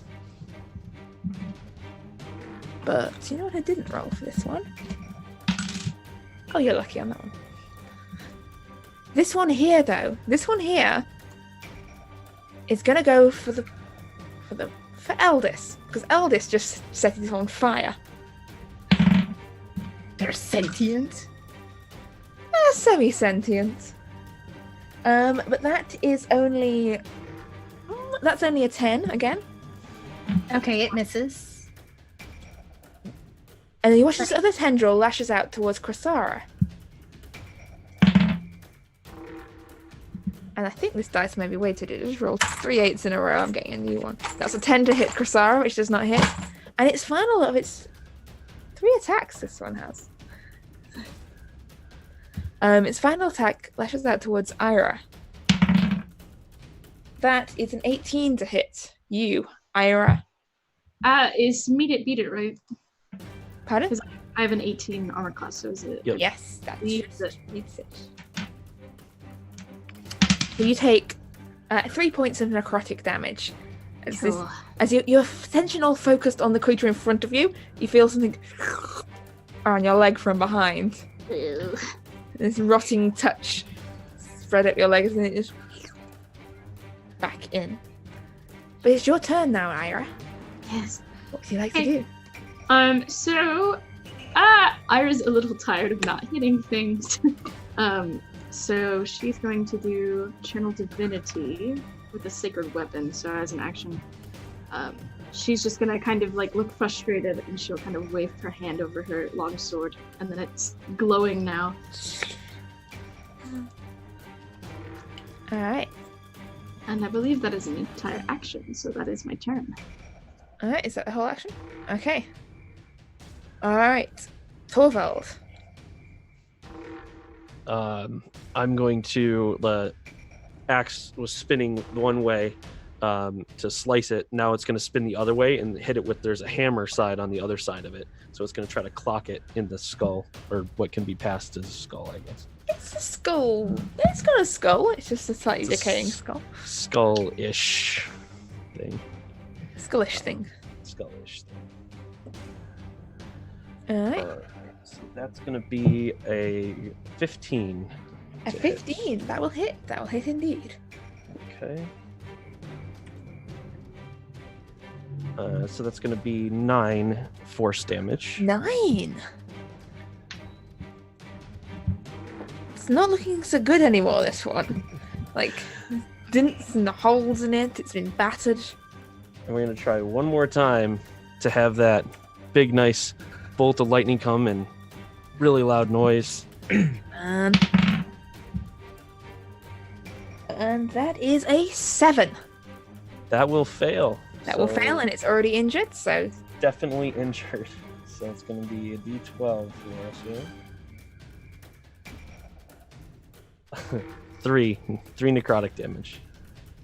3 necrotic damage. Okay. It's really not looking so good anymore, but it's still sort of moving in this lurching sort of manner. And I'm gonna take out my actual axe as well. time to actual axe time. All right, Adair, whilst everyone else is fighting bravely against two hideous monstrosities, there's a lump of fungus on the wall that has a bone to pick with you. Yeah, I can see that. These creatures that are attacking them, the goat-like creatures, do these qualify as some sort of beast? Not technically a beast, no. That's all I needed to know. At that, Adair is going to go primal. His teeth and fingernails are going to turn into claws, and he is going to lash out at this wall fungus with a dirty 20. That will hit. Yes, that will hit. Thank heavens. And that is going to be 4 acid damage. Alright, 4 points of acid damage. Still alive, this fungus. Well, for what measure of life all fungus has. I'm a druid, it's alive. Okay. And I assume I couldn't move away without giving it an opportunity attack, so I'm going to remain where I am. Alright. And that brings us to the horrible rotten creatures. This one is going to change things up a bit, and it's going to go for Eira. Because she's got a glowing sword, and it hits. It hits, yeah. That hits. That is... you feel as it critically hits. And it dodges its way past your defenses and sinks its teeth in with more force than you would expect of such a small creature. As I roll all the dice. Oh no. You take 14 points of piercing damage. Yeah! Slashing.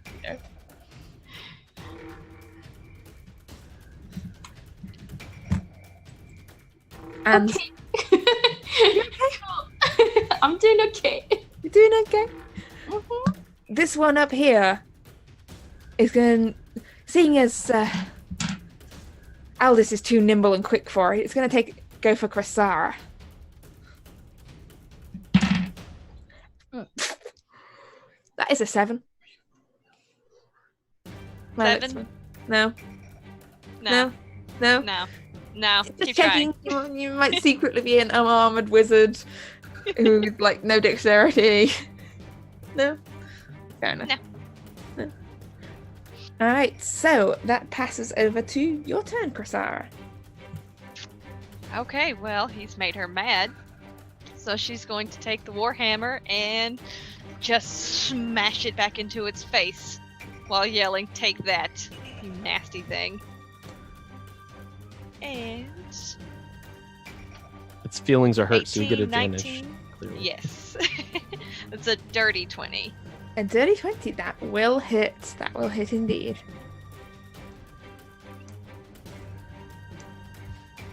All right. What damage did it hit? All the damage is 4. 4 damage. 4 damage. All the damage. Well, Some of the damage. All some the of damage. the damage. It was Some too damage. close to you. You couldn't swing your hammer just right. All right. Is that everything, Krasara? Yes. All right. Aldous. All right, so I am going to take my invisible slingshot and aim again at the fungus that's at my feet. So, because that thing is creepy. All right. Still at disadvantage, but roll to hit the creepy fungus. So 11 and 7 7 plus still hits. what? Oh, okay. It's not very nimble. No. All right, It's so moving very slowly. If you want to hit something, hit those, because and that's 8 plus 5, so that's 13.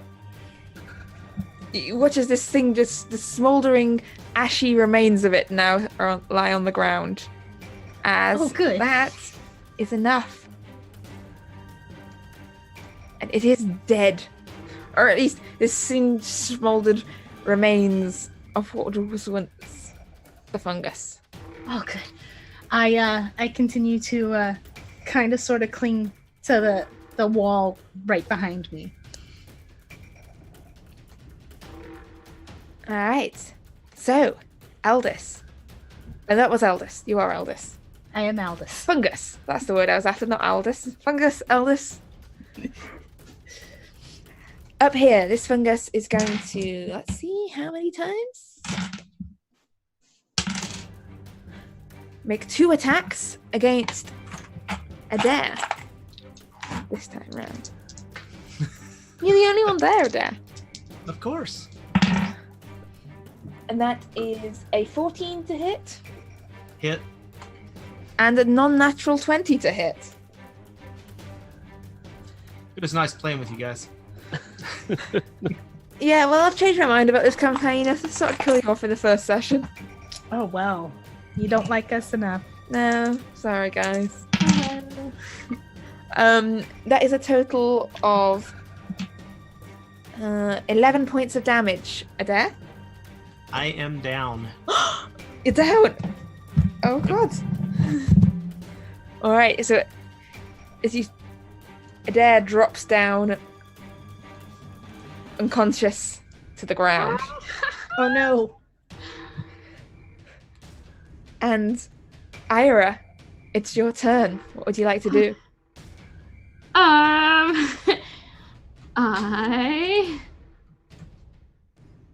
Let's see.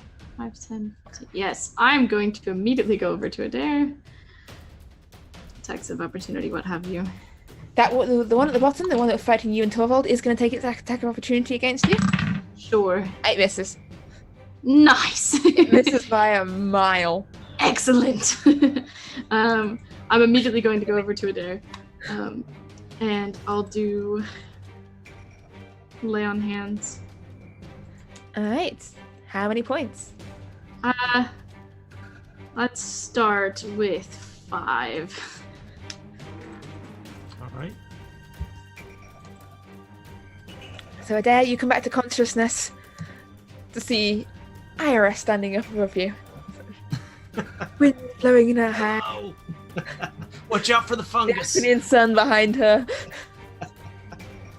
And the fungus looming above you on the other side.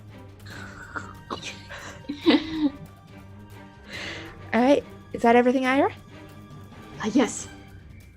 Alright, Torvald, over to you. You've been left on your own to handle this one. That's all right. I'm gonna actually move around this way. I'm gonna have the spiritual weapon make another attack at it. Alright. And that's gonna be an 18 to hit. That will hit. Yes, that will hit. All right. And that's gonna be 11 damage. 11 force damage. 11 force damage. Well, Torvald, you have to give us a little more description to describe this, but Absolutely. So after smashing it last time with the hammer side, it reels up around and spins up from underneath and just splits it in half from the legs up to the head, and then you just see it fold open and fall to the ground. Yeah. noise as the two halves of this fungal creature fall to the ground, and it is dead. And I spin my axe in my hand and then put it back in the sheath. And then I'm going to reel around to this one here, and I'm going to have another lightning bolt come down next to that one's head and toll the dead there. Okay, wisdom saving. Alright, and I believe that's a fail. That is a 10. Yep, 14's the DC. And that's going to be just 2 necrotic damage. Okay. 2 points of necrotic damage. Alright. And then I'm also going to move over here. Alright. to surround this thing. Just sort of looking back and forth between Krasara and where Aldous is sort of clinging to the canyon wall.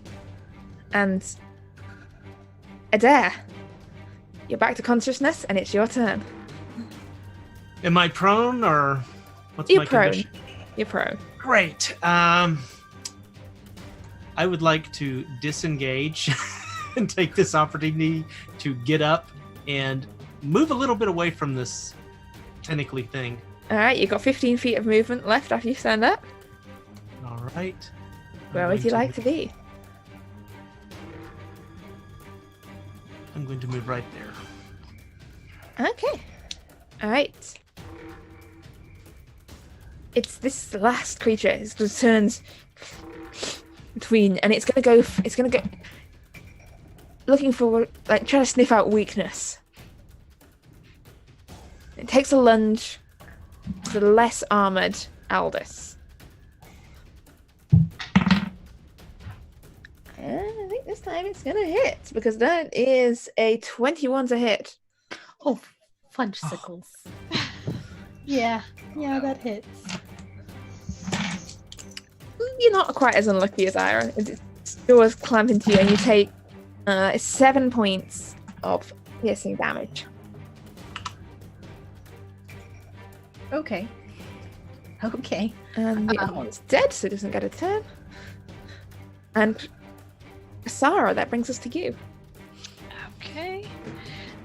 She is going to go back to her trusty hammer and raise it over her head and just bring it down as hard as she can onto that creature's head. And Alright. It's a 9. Oh, 9. 11. That's an 11. 11. Oh, no, not enough. Not enough. Alright. Is that everything? That's it. Alright. Aldous, this thing just took a chunk out of you. What would you like to do? I am going to move out of its direct sight off to the side right here, Alright. but not too far because ouch. But I am going to again use the invisible slingshot and do my firebolt at the fungus that just knocked over Adair. That one. Up there? Yep, so Yes. still at disadvantage, but Still at disadvantage? yes, because you are in the melee combat range. I believe that's how it works. Okay. I know, I was very sad to learn that as someone who plays spellcasters. It's like, what? That is how it works, though. I know! Okay, so that's a Well, it's 7 harsh to spellcasters. or a 7. A 7 So- will hit. All right, so 7, and then let's do the damage. That's a 3 plus 5, so that's 8. 8. Okay. Still kicking, but it's sort of singed and smouldering and not looking quite as angry as a fungus can look angry. It's a singed, smouldering fungus. All right, and I'm just gonna again press myself up against the wall. And singed by fire, this fungus is just going to go back that direction. And that brings us to Eira. Hello. Yes. Okay. So there is like a fungus above me. There's Correct? a fungus up over on the wall, sort of northwards of you, and sort of slightly, sort of at head height. This fungal growth. It's sort of slightly on fire and away from you along the wall. There's a fungus among us. Indeed. This fungus and around you. All right. Well, yeah. So I'll go ahead and go to that one. And is it the one that's on the map here? This one right here. Yeah, that one that's right there. Yes, I'll go ahead and go to that one and then just strike up at it. Okay, roll to hit. Let's hit this time, shall we? Fingers crossed. I mean, it's really hard to miss these things. Oh, we'll not. see. What did you roll? With my sacred weapon, that's a 10. Okay. I think there's a very slim chance you can make. I mean, it's pretty static. Thank goodness. All right, it's a 10. Roll some damage. Sweet. Okay. Let's see.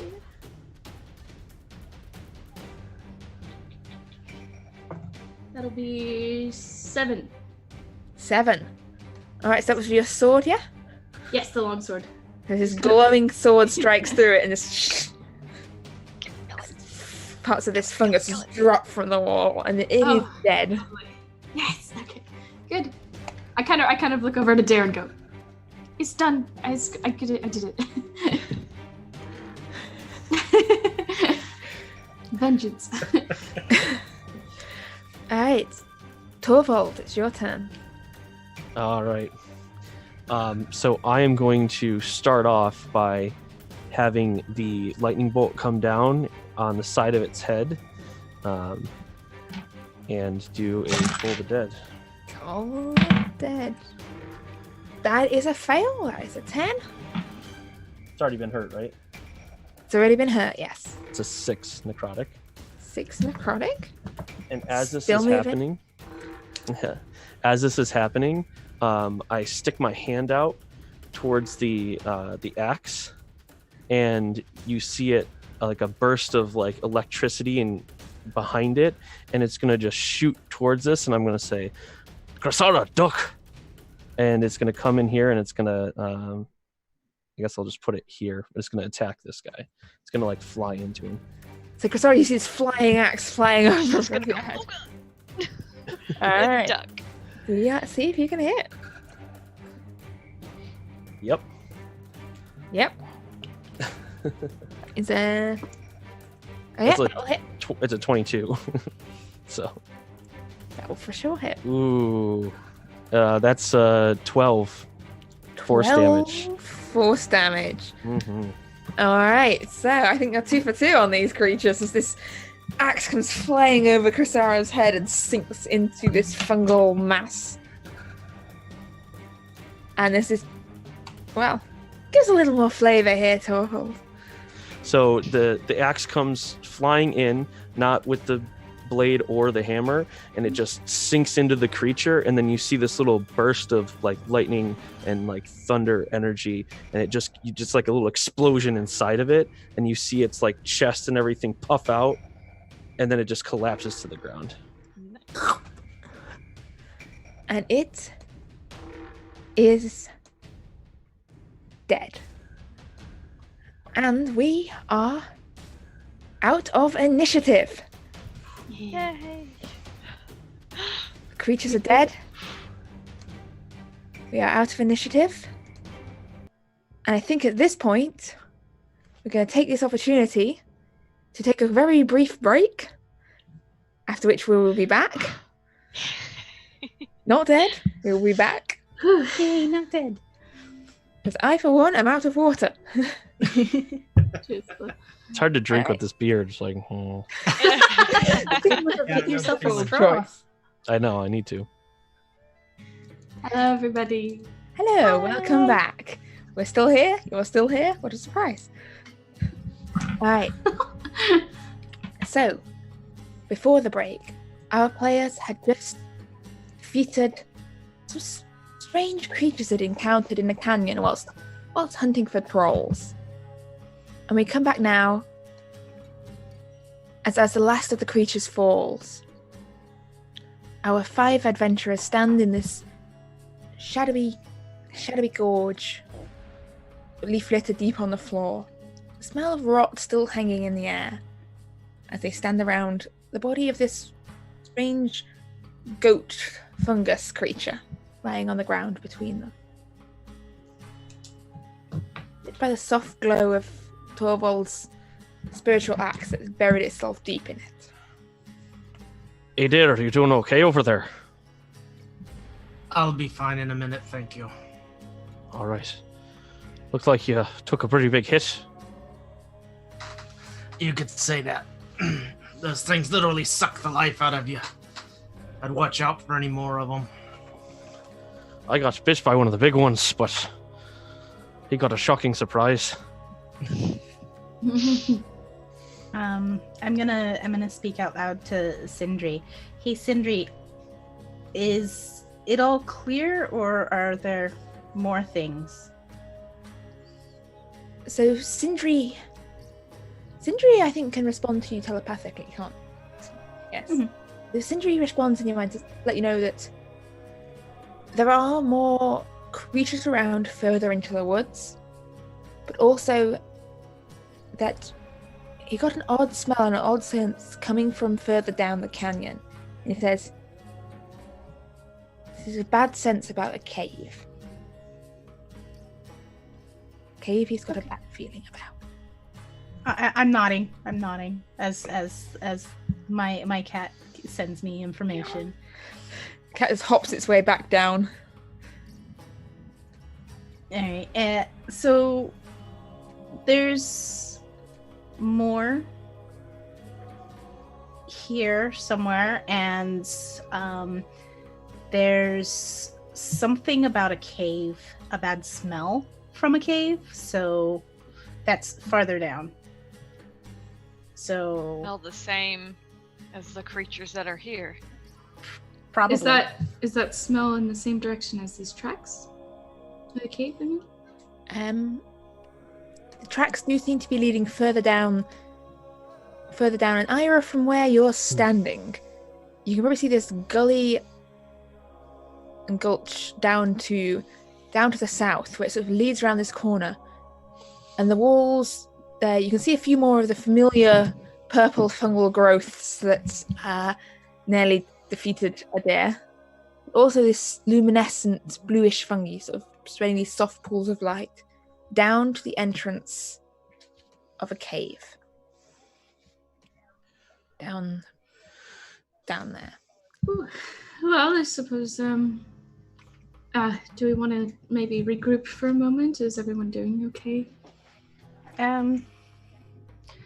We can definitely regroup for a moment. Does anybody have any bandages or anything? Because it bit me.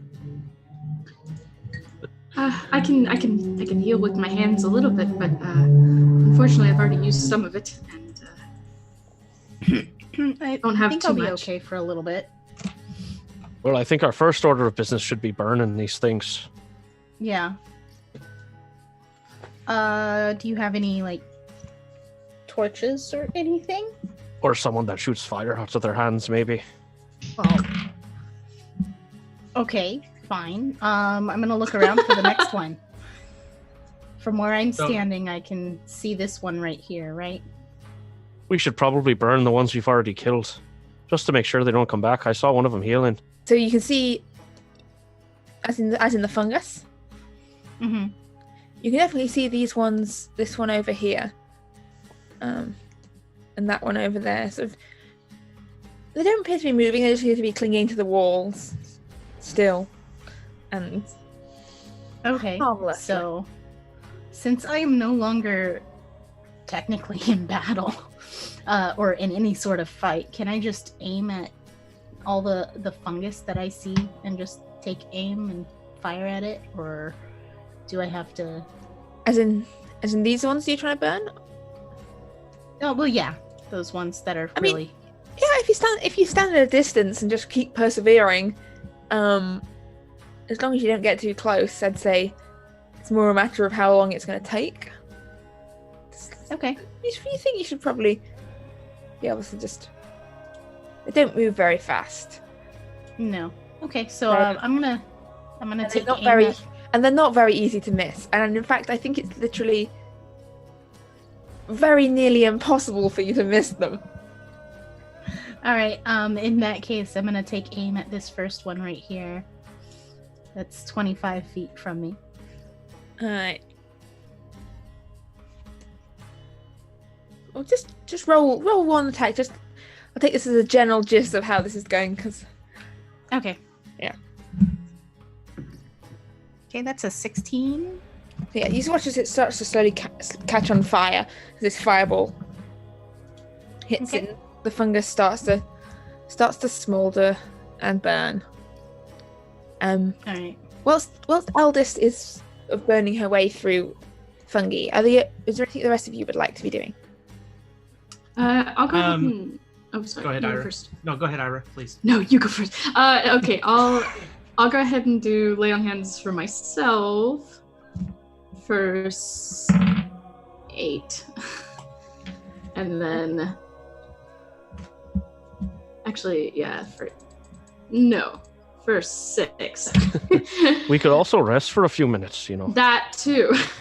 I'll just do 6 and then I'll do for the rest who still looks like they're in need of health.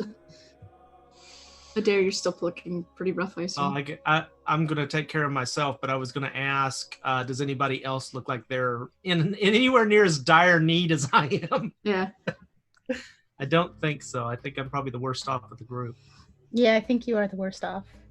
I mean, Okay. I've got like a bite or scratch or whatever, but that's about it. All right. Well, Adair's going to reach in his pouch, pull out some different leaves and things, chew on them for a minute, and slap them on the wound, and he is going to cast a Cure Wounds on himself. All right, roll. For a total of 7.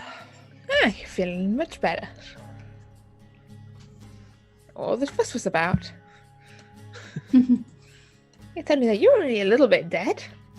Only a little bit. All right, I guess we should head out then.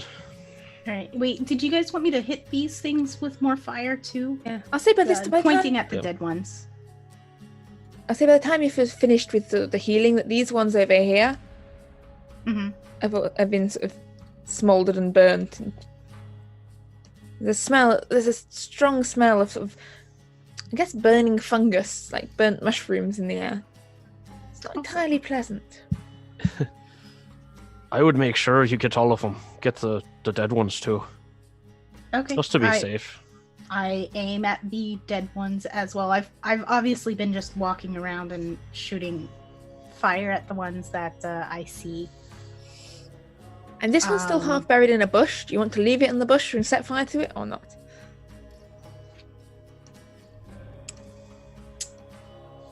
Yes. Okay. Set fire to the bush. You can say, roll me in a general attack for this is intensity of bush fieriness. Just don't start talking to it. 6. Hey, that's 6. my job. So your first fireball misses the creature you were aiming for, and you just watch his flames start licking up across the bushes around it. Oh, fun. As the smoldering fire starts to burn across the bushes. You want to make another attempt to burn the creature? Yeah, one more. One more. That's a 16. Okay. Now the bit with bush with it in as well is also on fire. Yes. Awesome. The bushes are burning. I'm going to recall the spiritual weapon, so it's going to fly back to my hand, and then I'm going to I say, how long does it last down. for? It's like a minute, so I'm going to It's motion probably faded down. by now. Yeah. Because this is by the time I would have done it before then. Yeah. So once the creature has burned sufficiently that we're happy it's ash, would this fire in the bushes be, say, about the size of a small campfire? Oh yeah, it's a small campfire. Once we're sufficiently happy that the creature has burned out, I will snuff Quite a it out. large campfire. But- Do what? Well, which is it? Yeah, snuff it out. Okay. The fire is gone. And I don't Great, think all this, but I don't want to burn down the entire woods. Okay. Yeah, well, I'm sorry I missed. But I have no room to complain. All right, let's get moving. all right, which way are we going? Caves that way, I think. so. Yes, the tracks you've been following lead down here towards the dark entrance of a cave, from which you can smell more of this sort of rot, decay, and fungal sort of smell emanating from. Okay. DM, are there any signs? I guess this would be investigation. Are there any signs in this area of like sheep remains? Sheep remains. Just maybe investigation check to have a look around. Nat one. Oh, no sheep. I'm gonna get What's a some other sheep? dice. I don't know.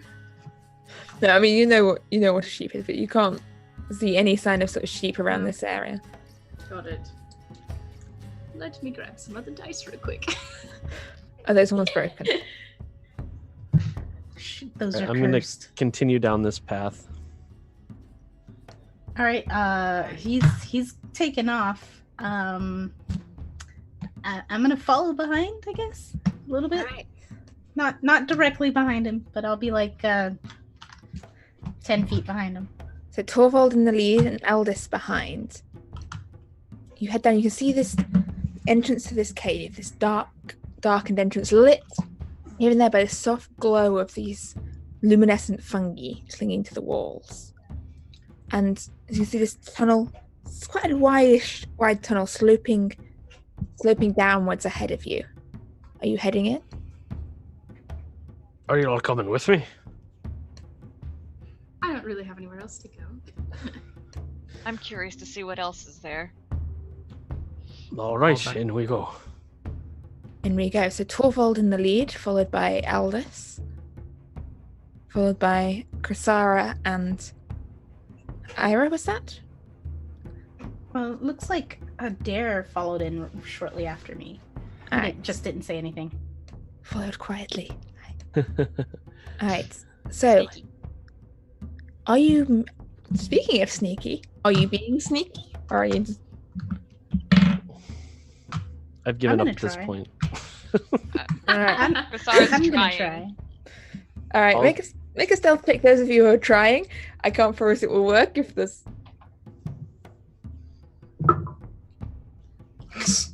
Not too bad. That would be 12. I'm a 10, so. Anyone less than a 10? Yes, I got a 9. The I got a 9 dice 15. Are doing just as well as the Was that 15 from Torvald? 15 at disadvantage. I rolled a nat 20 and a 16. Torvald, you think you're being pretty quiet, but behind you, those guys are just... Hey, I got a 12. I got a 17. Oh, I'm for trying Sarah. not to kick any rocks. Strangely enough, the armored dwarf and the woman carrying the large hammer are the least noticeable among you. I would like to say I was recently dead, and I'll give you that. You weren't dead. God. As this tunnel slopes down, and you see ahead of you a cavern widening out, and once again the walls dotted with this luminous, glowing fungi, and also here and there those familiar purple fungal growths around the edge of the cavern. And you can see clearly on the floor of the cavern, you can see the tracks of this creature with large feet having trodden this way, and a scattering of bones here and there around sort of the walls of the cavern and off in the dim light around you. Oh no. And the smell of this musty rot smell is heavy in the air down here. And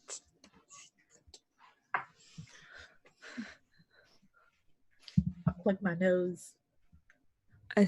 as you head downwards.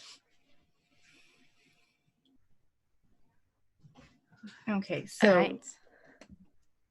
we see more of the purple fungus. Yes, more of this purple fungus clinging to the walls. Do you guys need me to set fire to it too, or are we waiting? And then you hear something. Yet. You hear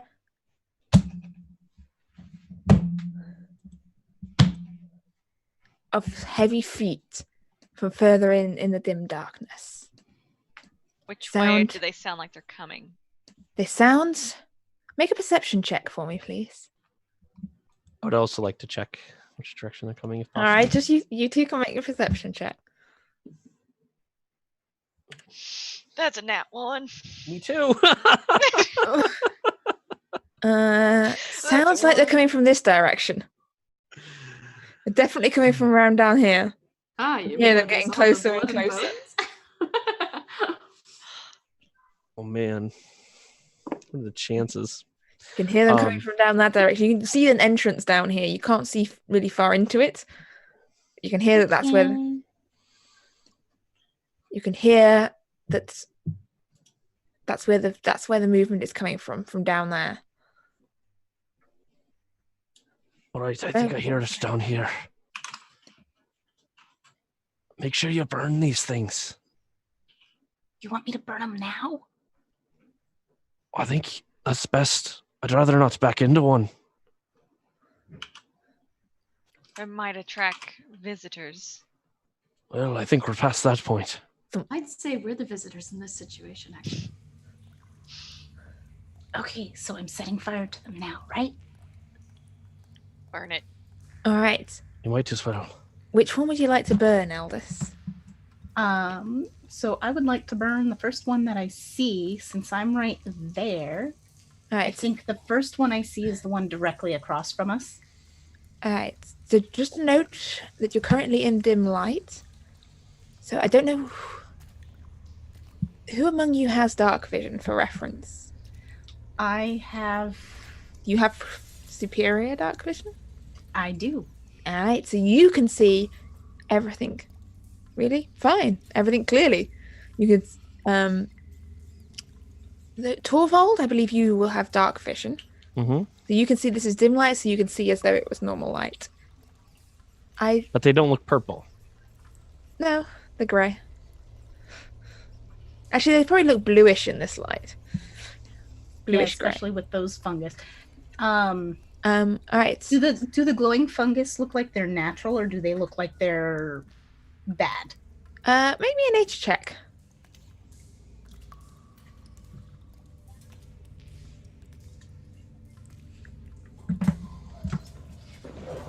That's a 12. You've seen these growing around in some caves and stuff around the area near your family's farm. They're poisonous if you eat them, but otherwise they're just fairly harmless. Like, they won't try and eat you. Okay, so then I'm not going to worry about them. But I am going to take shot, with my invisible slingshot of fire at the one that's directly across from us. Okay. Roll an attack, please. And everyone else be on ready.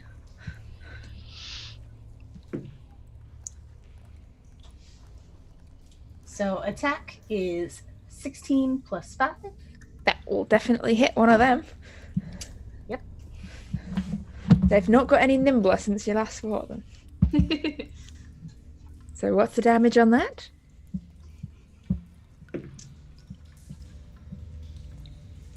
1. So as this fire sort of streaks out across the cavern and lights up this thing, you hear the thud, thud, thud getting closer. And you can hear now that it's not coming from this direction. It is in fact coming from over here. And you see stepping out of the darkness. Are you seeing it? Because I can't see it. This large form. You see, it seems humanoid in form, but with this greenish skin, these long, clawed hands. And at this point, as Aldous rolls and sets fire to this fungus over this direction, I would like people, please, if they would kindly. Oh, not that one. Roll initiative for me, please. Again. Yes.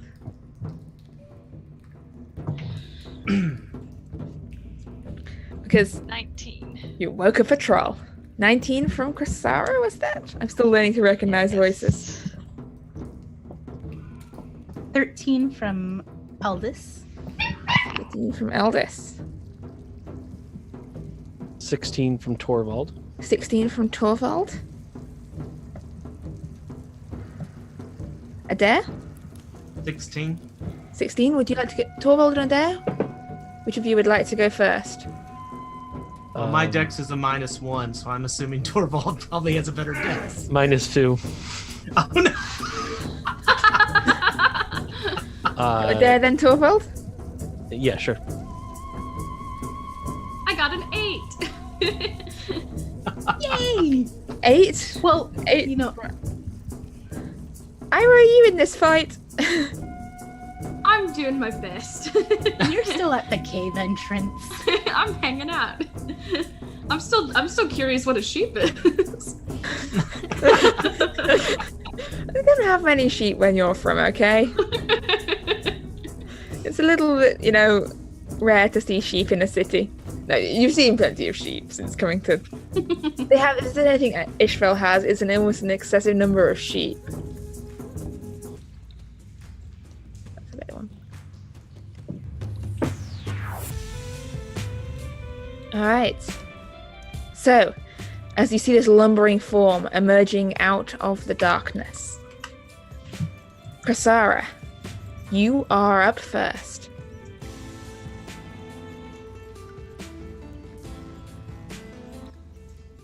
What would you like to do, Krasara? I was looking at where is Mr. Oh, there he is. There he is. Aha, now I see. Okay. Krasara is going to move up closer to the front, and she is going to attack with her javelin. Where are my actions? And she is going to throw a javelin and try to aim at his face. Okay, specifically at his face. Yes, specifically at his face. Alright, good to know. Let's see if it hits. Proficiency, so that it's... Oh, that's an 8. It's an 8. Yes. It doesn't hit. It hit sound of the javelin clattering onto the cave floor. And the troll, you hear this? Aaron! Escort roof! That's giant. Yes, it is. Who here speak speaks giant? I speak giant. So I'm from the north. So that's Torvald speaks giant, and anyone else? Hold on. All right. I do. I forgot. All right, Torvald and there, you understand it goes. Intruders will be eaten. I'll reply in giant that if you try to eat us, you will die. Bold words. Krasara, is that everything? That's it. All right, Adair, over to you. This lumbering form emerges. I'm going to move into the room next to Krasara, a little bit behind, because I've already been, waylaid once. And I would like to cast Entangle on the space around this troll. Okay. And so he would need a strength check against a target of 14. Okay, mark where you've put the entangle, just for future reference. And that's a strength saving throw. And it's 20, so I'm going to say... It's not going to be right size, but right in that area. Alright, so around there is filled with this... Is it vines? What does your entangle look like? It's going to be vines that come up from the ground. Right, so you watch us out of the cavern floor, these forest vines sort of breaking their way through the earth and dirt, reach up and entangle this troll. And this troll is now considered restrained, is that correct? If he failed to save, he is restrained. Yes. He did fail the save indeed. But I let you go first. And the area around him is now difficult terrain. Alright, so it's a 20 foot, is that 20 foot square?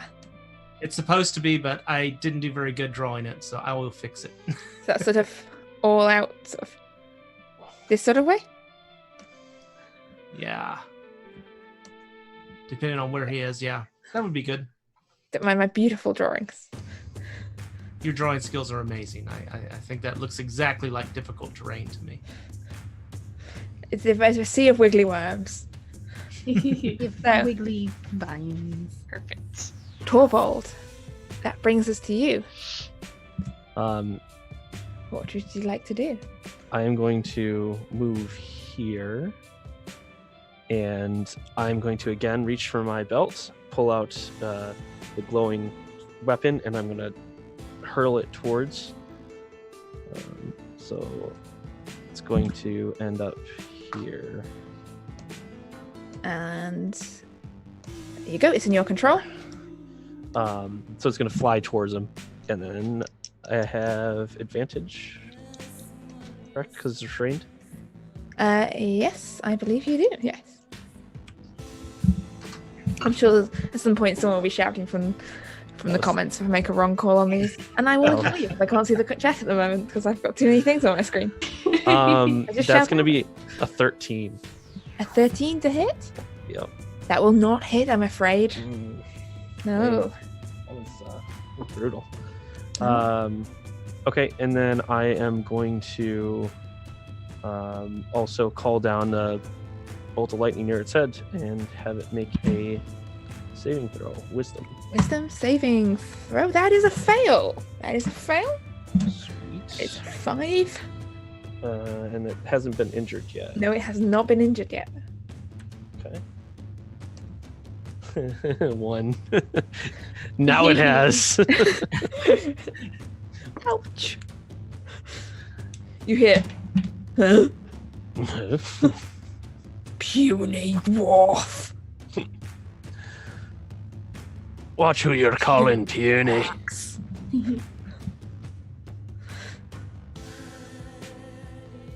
And that's it. Alright. That's my turn. Okay. Now it is the turn of the troll. And the troll sort of reaches up and it's going to attempt to break free from these restraining vines. Which I believe is a strength check, yes? 14. And it is free. And it comes lumbering forwards.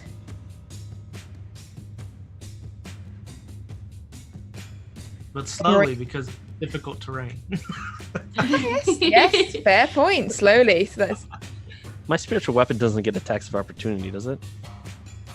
Well, actually, the troll is only up to about there because it is being slowed by the difficult terrain. It's getting there as it lumbers slowly towards you. In fact, it's use its action to break free. That's as far as it can get. Eldest, it's your turn. All right, I am going to, again, a slingshot at the moss or fungus or whatever, because the last thing we need is one of those sneaking up behind us. So, yep. That's a nat 20. Natural 20, all right. Roll twice the number of dice you would have rolled. Okay, that's a 4. You were attacking the troll, right? No. And a 3. So 7.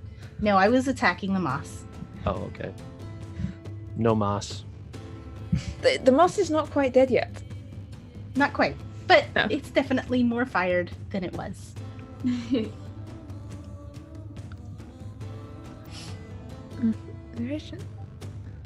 Alright, so that brings us to a very angry fungus that's slightly on fire, and you hear this as it moves slightly, and this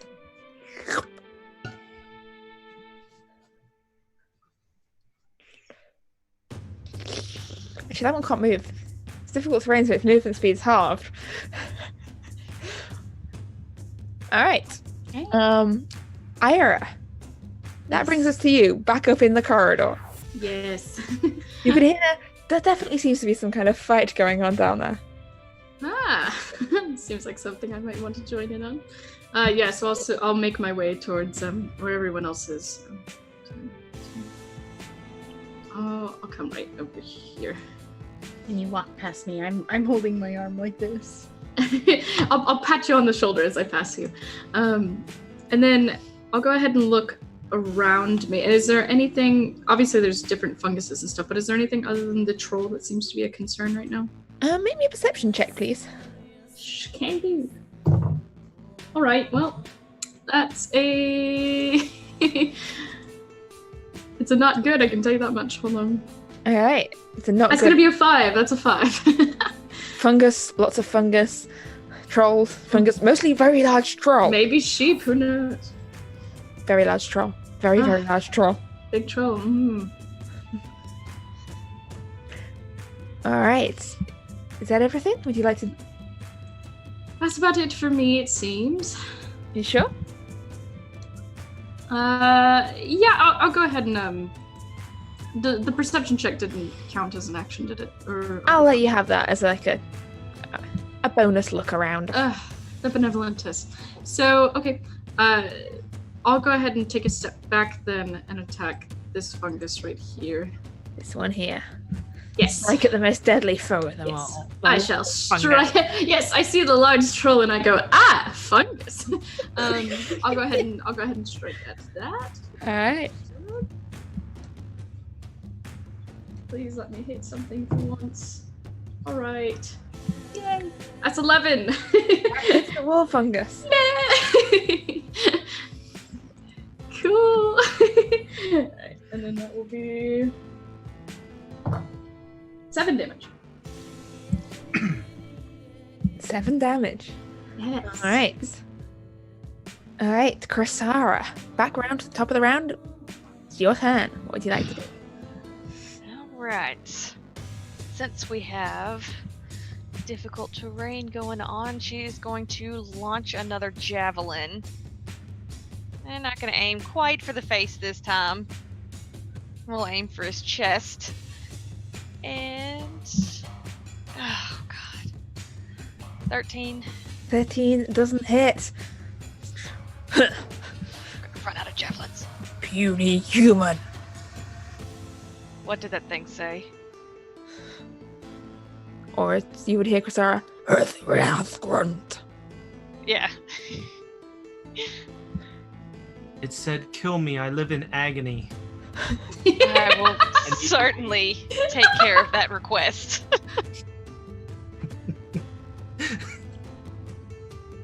All right, I'll do that. Adair. It's your turn. DM, I'm making an assumption, but do I happen to notice, do the purplish funguses ignore the troll or react in any way as it's near it? They seem to ignore the troll. I was afraid you were going to say that.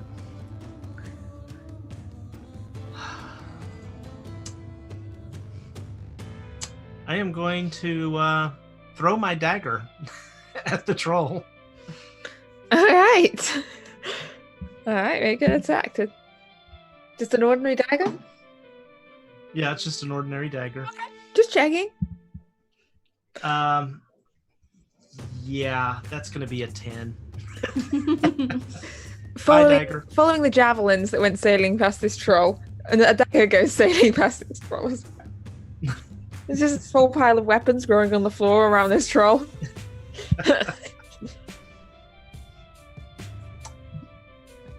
All right, Torvald. All right. Roll? So the spiritual weapon is going to reel around, hammer side towards the troll's head. And then at the same time, a Toll the Dead lightning bolt's going to come down and strike the hammer as it's attempting to hit him in the head. Okay. So that is going to be another 13. Misses. The other one? Oh, the wisdom saving throw. Yep.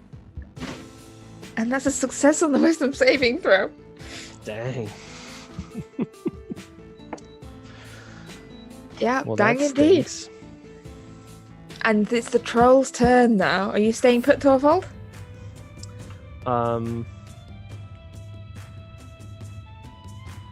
move. I'm actually going to move here. As the troll lumbers forwards.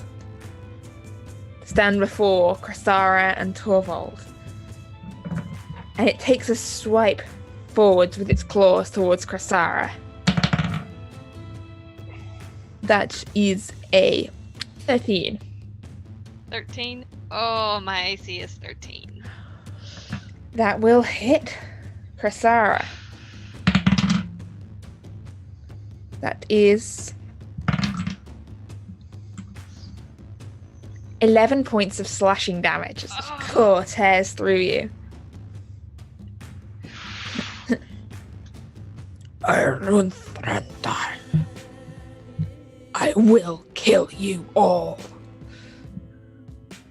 And it swings its claw back around, its other claw around towards Torvald, and swings wide above his head. Too short. Aldous. I'd say just short enough. What would you like to do, Aldous? I am going to move closer to right there. Let me actually move. And I am going to change my aim to the troll because I hear its grunting has gotten a lot closer, and I think we need to deal with that one a little bit faster than we need the fungus, since fungus is slower. So I'm going to take an aim of the firebolt again, and I'm going to slingshot at it. Okay, at the troll. At the troll, yes. Alright, roll to see if you can hit the troll.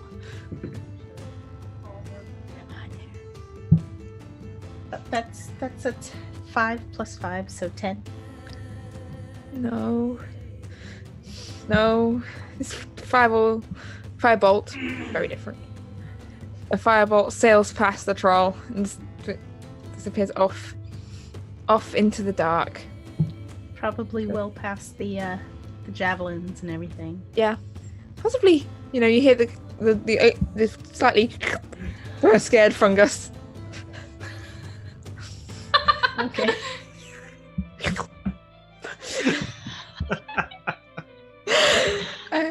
Alright, which brings us in. Is that everything, Aldous? Yeah, that's everything. That brings us in turn to the turn of the fungus. This one here is going to attack Eira.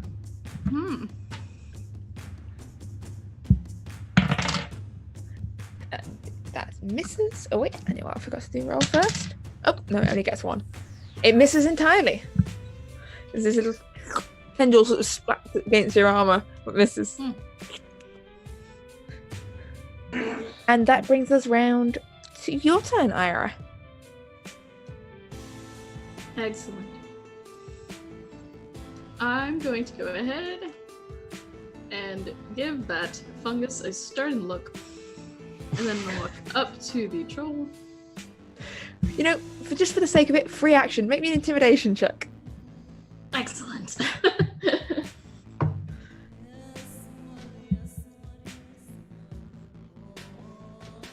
That intimidation is going to be a 11. The fungus is not scared of you. Well, that's acceptable. Watch, it starts chasing you around the cavern. I hope so. Low speed chase. Okay, so I'll go ahead and not intimidate that fungus. Walk up to the troll and go ahead and slash at it with my longsword. Alright. Roll to hit.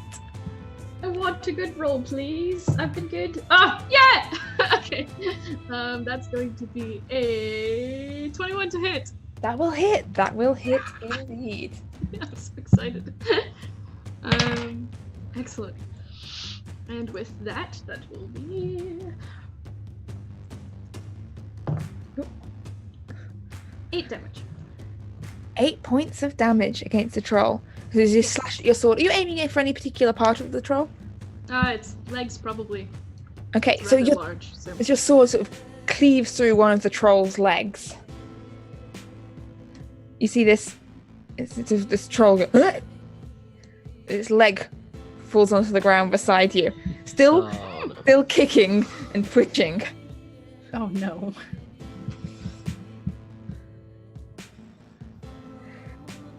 And Adair. Oh no, not Adair. Krasara. Don't know how I could confuse the two of you. Krasara, it's your turn. Is that its leg on the ground? Yes, I did not. I forgot to make a separate troll leg token, so that's his leg. It's a little. Okay, It's not a baby troll. It's a leg. Okay, that's very scary. Yeah. Or maybe it is a baby troll. It's gonna spawn another one. Beat him with it. It's a starfish. Okay, Krasara is going to move forward. And You can't move forward. That's currently the troll's space. Okay, so Yeah. It's here? Yeah. Okay, so but I reach him with my warhammer. Yes, you 5 can. foot Yeah, range. yeah. It is Awesome. because it is a large creature, so it is controlling that whole space.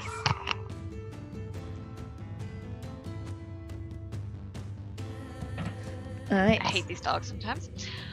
Aw. Okay, I'm going not mine, my mother's. Still. I am going to take the warhammer and she's going to aim for his other leg. Yes. See if we can cripple this thing. Oh.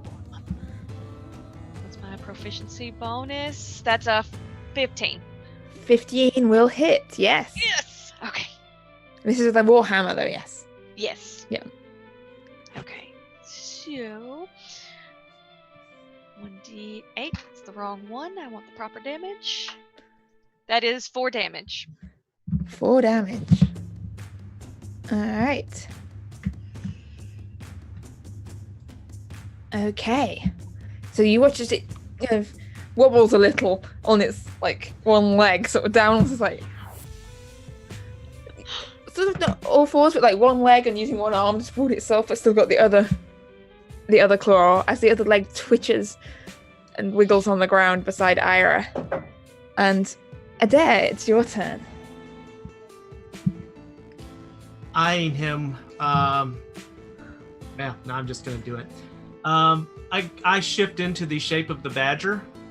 Oh right, I keep meaning to make badger tokens. I'll get you a badger token. You didn't badger her enough. Yeah. I shall do more in the. I need a list of animal tokens. That's what I need in That's life. using my combat bonus action, and I am going to take my other action to do my multi-attack as the badger. So first off, I am going to attempt to claw the troll, All right.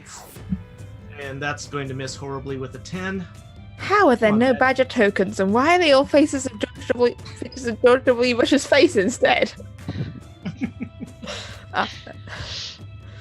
And There we go. the That'll next have to do. one- That's a The badger. next one's a dirty 20 for the bite.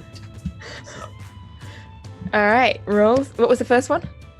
the first one was an absolute miss with the claws, but I got a dirty 20 on the bite. All right, roll And some the damage on damage- that. That is going to be 6 piercing damage on the bite.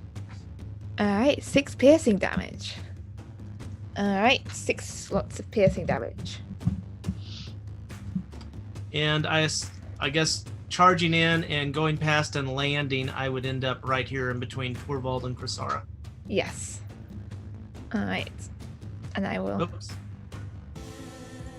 I can't move the other one. Between Torvald and Eira. Yeah. Yeah. Yes. Okay. Yes. All right, that brings us round to Torvald's turn, I believe. All right, so I'm gonna, reach out my hand and have the spiritual weapon fly towards the troll and attack it. All right. And so the axe sort of flies off towards it. And that's And- a 9. 9. The troll. This is a nimble. It's slower down you expected. Now it's only got one leg. So I can't even hit it you with missed. advantage. I don't think anyone can hit this troll. This isn't unless. Jeez. One leg difficult terrain and nobody can hit the troll. 18. It's a nimble beastie. Who will win? Make sure you burn it with fire, and then I'll just toll the dead again. Let's see. All right, that's a wisdom saving throw. Oop, that is a fail from the troll. Yay! And another one. It's a Is it really another giant- one? 1 necrotic damage. Oh my goodness.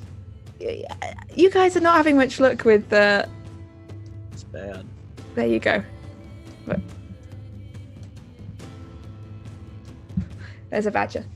1 point of necrotic damage against this troll. Alright, so you watch as the troll's legs sort of go back under the troll, and you hear this Oh no.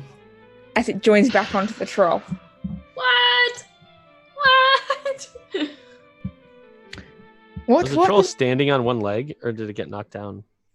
It was sort of it was using one arm to support itself, but now it sort of stands back up. 2 legs functioning again, gives its reattached leg a little wiggle, test it out, and then slashes forwards with its claws at Eira. That is a 13 to hit Eira. 13? Yeah. Nope. And also Torvald. That is an abysmal 11 to hit Torvald. This troll is as bad as you guys. Alright. Which brings us round to Aldous' turn. Alright, so she heard the hole set the troll on fire. And she is going to she saw the leg attach itself again, right? Yes. Yeah, no, she's aiming at the troll and is going to use another firebolt on him. This time, the pose, she's thinking, okay, maybe that's not going to work. So she's going to try to make it look like an arrow on a bow rather than a slingshot. And she's going to do another firebolt. Alright. Another firebolt over at the troll. Will it hit?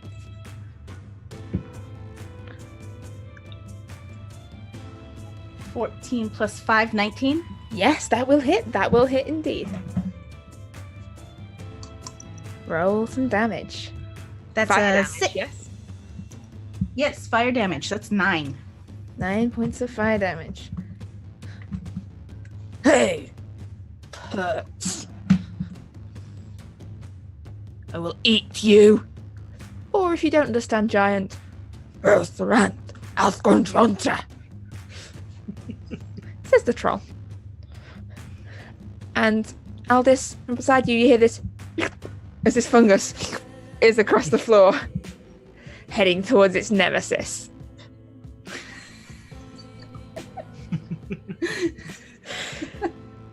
And Alright. that brings us round to Eira's turn, speaking of the nemesis.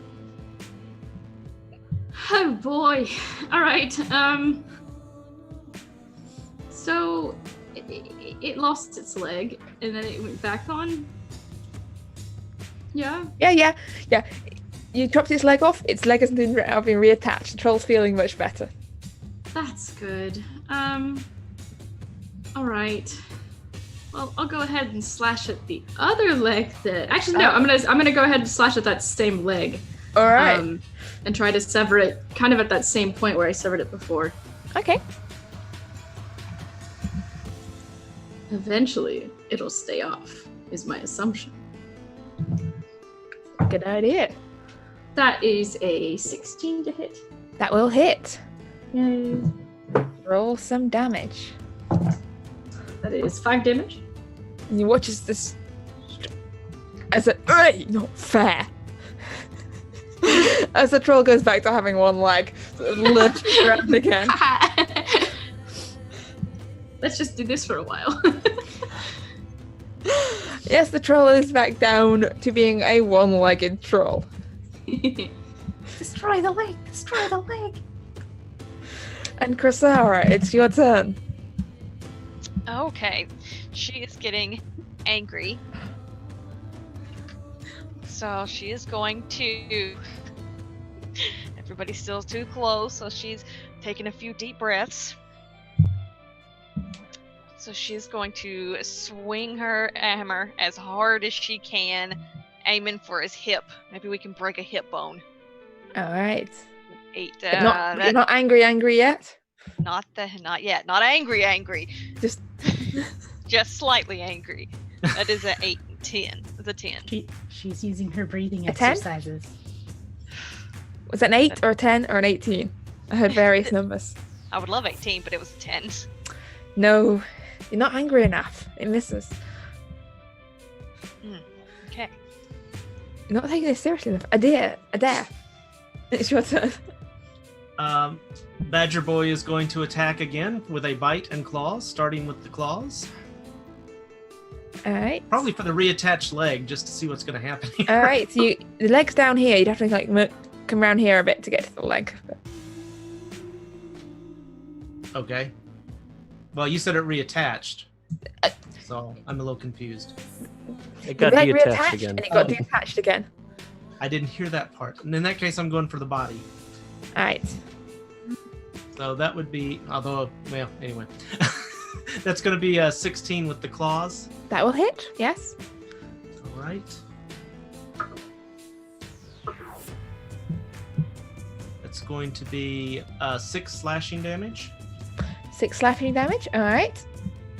And then going for a bite. And that's going to miss. It's an 8. That will miss. That will indeed miss. Yes. All right. Which brings us round to Torvald. All right. I am going to.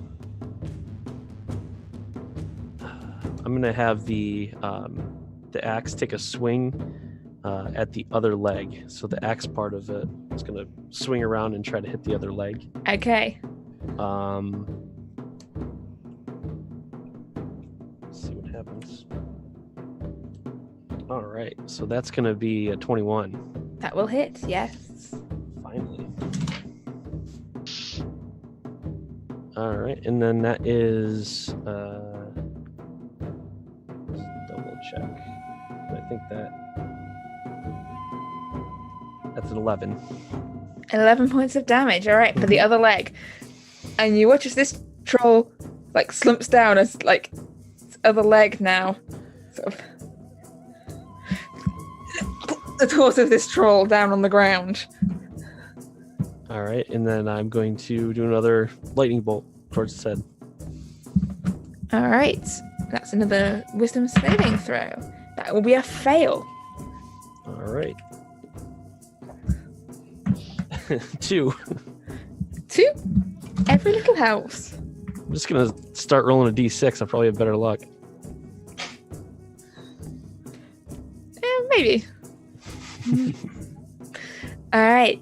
Is that everything? Yep, that's it. So, the troll sort of looks around, realizing it's now legless, but balancing sort of up its weight on one arm, it swings around with its claw towards Krasara. That is a 25 to hit. That hits. 25 hits. Krasara, you take 7 points of slashing damage from its claws. And it's still sort of balanced up on its other arm, so it can't swing back with its claws. So it's going to try and take a bite out of the badger that keeps trying to bite it. Because it's just not fair.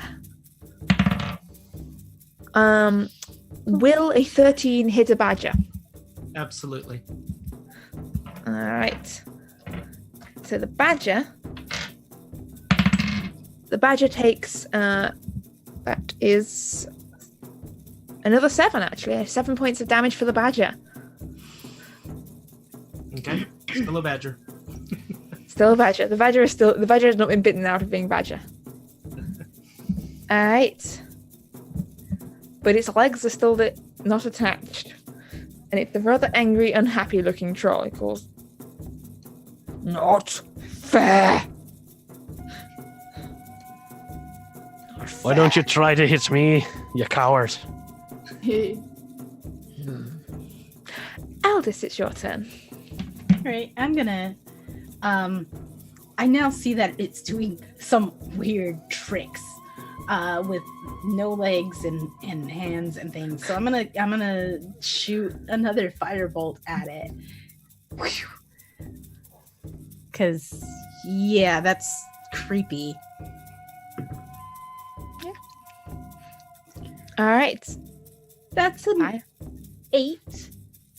8 does not hit, I'm afraid. No. Okay.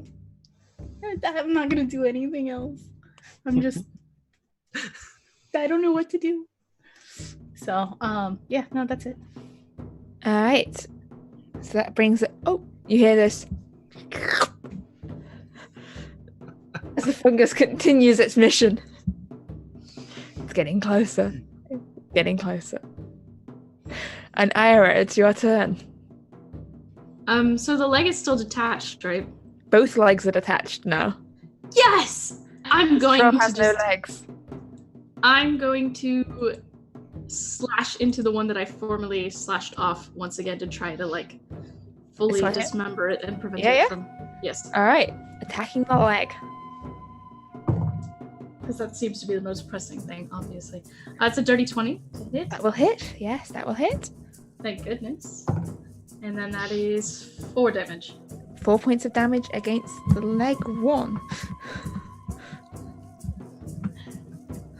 Alright. Okay. And that brings us round to Krasara, top of the round. She's mad.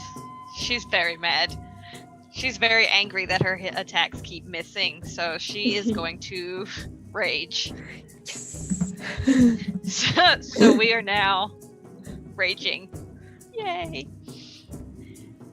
And I'm going to attack with my warhammer. Alright. 20, what is it? 21. Dirty 21. That will hit. That will hit. So, ooh, that was my mag. Trying to take a dive for it. Plus 2 Scared of damage. Krasara. Plus 4. Alright. So that is an 8, 10, 11. That is 12 damage, and it will also take 2 fire damage. So that's 14 total. And that's against the troll itself. 14. That's against the troll itself. And do other people take... Does Torvald also take that fire damage? Anybody that's in 10 feet of me. Alright, so that is Torvald. I think that's all of you, actually. It's also Yes, the sorry, bottom guys. leg too. Oh, yep, and the leg. How much was the that? legs count. Wait, how much was the fire? The damage? 2, I believe. 2 fire. So as Krasara gets angry, you see this familiar aura of fire and heat surround her. And you all take 2 points of fire damage. Krasara gets angry. Sorry, she's really mad. Who all takes that? Everyone. Everybody. Everybody. All the peoples. 2 You points. get 2 fire damage. You get 2 fire damage. Everybody gets 2 fire damage. Thank goodness. I wouldn't want to miss out on such an occasion. The fungus does not get the damage. I don't think the legs do either. The bottom one does. The bottom one does. Anything in 10 feet. Come on. Alright. Yes. Gather round. Like, gather round and experience the warmth of Krasara's love. Alright. Adair, you're now a slightly singed badger. What would you like to do? Probably smell even worse than I did to begin with. Are the legs completely detached? Yes, they are. They Are they and flopping moving? and yes, they're still moving. Okay.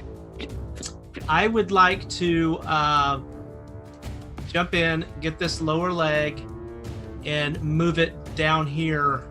Why is my thing not? Move it down here, farther away from the troll. So you want to come in and try and just haul this leg Grab it in. with my teeth. Grab it with my teeth and drag it down there. All right, make me an athletics check for the badger. As you- That's going to be an 18. All right, yes. So you're dragging this leg down away from him. Yeah, you managed to drag the leg down. All right, is that everything? I think that would be my action, I guess. So yeah, I think that would be it. All right, Torvald, what would you like to do?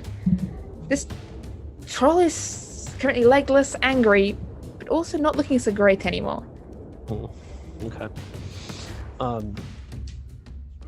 I'm going to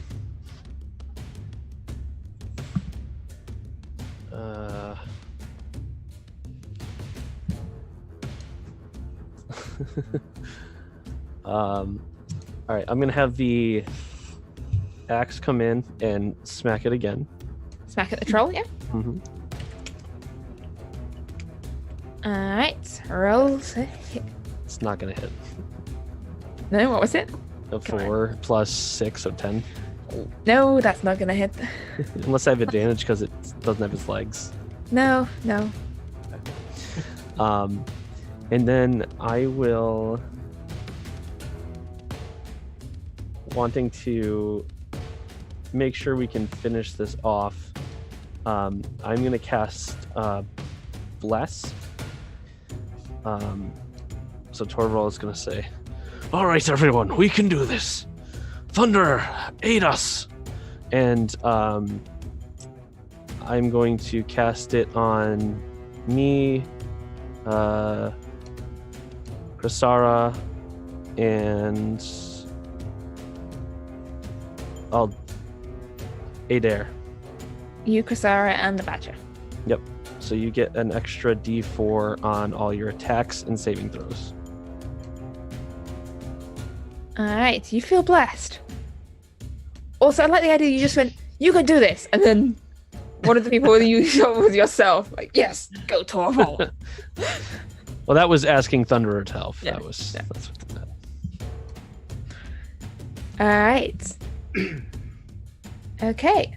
That brings us to the troll. And sort of adjusting its weight down on the stumps of its legs. I will eat you if you want that, little dwarf. And it's going to try and bite at Torvald. That is a 22 to hit Torvald. A what? 22. Two. Then That will 2. hit. You're going to regret that. And go ahead. And you take 10 points of piercing damage Ouch. as its teeth sink into you. And then it's sort of... Oh, yeah, your reaction, yeah? Yeah, as its teeth sink in, lightning surges through my body and hits, goes right into the troll's mouth, and they have to make a dexterity saving throw. Alright, which it's going to do at disadvantage because it has no legs. That is a fail. That is a fail. All right, I am going to then use my Channel Divinity Destructive Wrath to maximize the damage. So 2d8, so 16 damage. So electricity is going to just surge through the whole body of the troll. 16 damage. This troll sort of dips down and loses its balance for a moment to support itself on its other arm.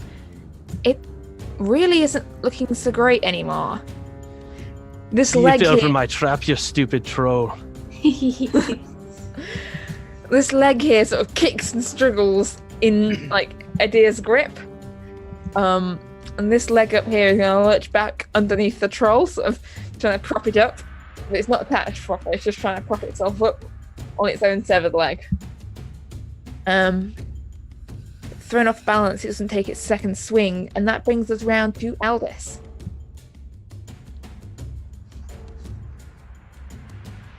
Aldous? Yes. I am going to again. We need to set this thing on fire, and seeing it crackles of electricity or whatever. It was sparking, right? So I'm like, okay, maybe this will work again. And so I'm gonna shoot another firebolt at it. Again, as if I was shooting a bow and arrow. Alright. So. At the troll itself, yeah? Yes, at the troll itself. Yes. A 4. So that's a 9. That does not hit. No. No. Alright. Moving on. You hear this. Ira, you hear a sound behind you. You hear a... as the fungus catches up to you. Excellent. And the fungus is going to reach out and make an attack against you, Ira. Do your dirtiest, you foul fungus. That is a dirty 20 to hit. Oh, hello. Yeah, that hits.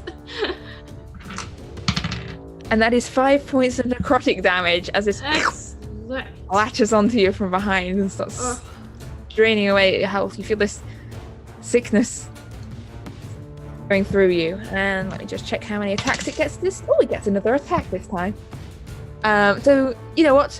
The mushroom is going to attack the badger. And misses. It misses entirely.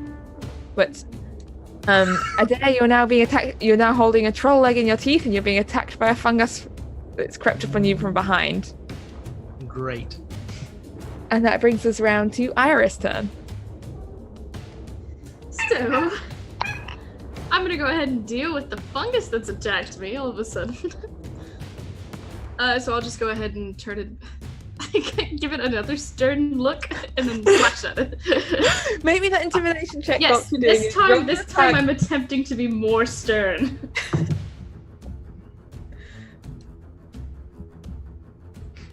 And that is going to be a dirty 20.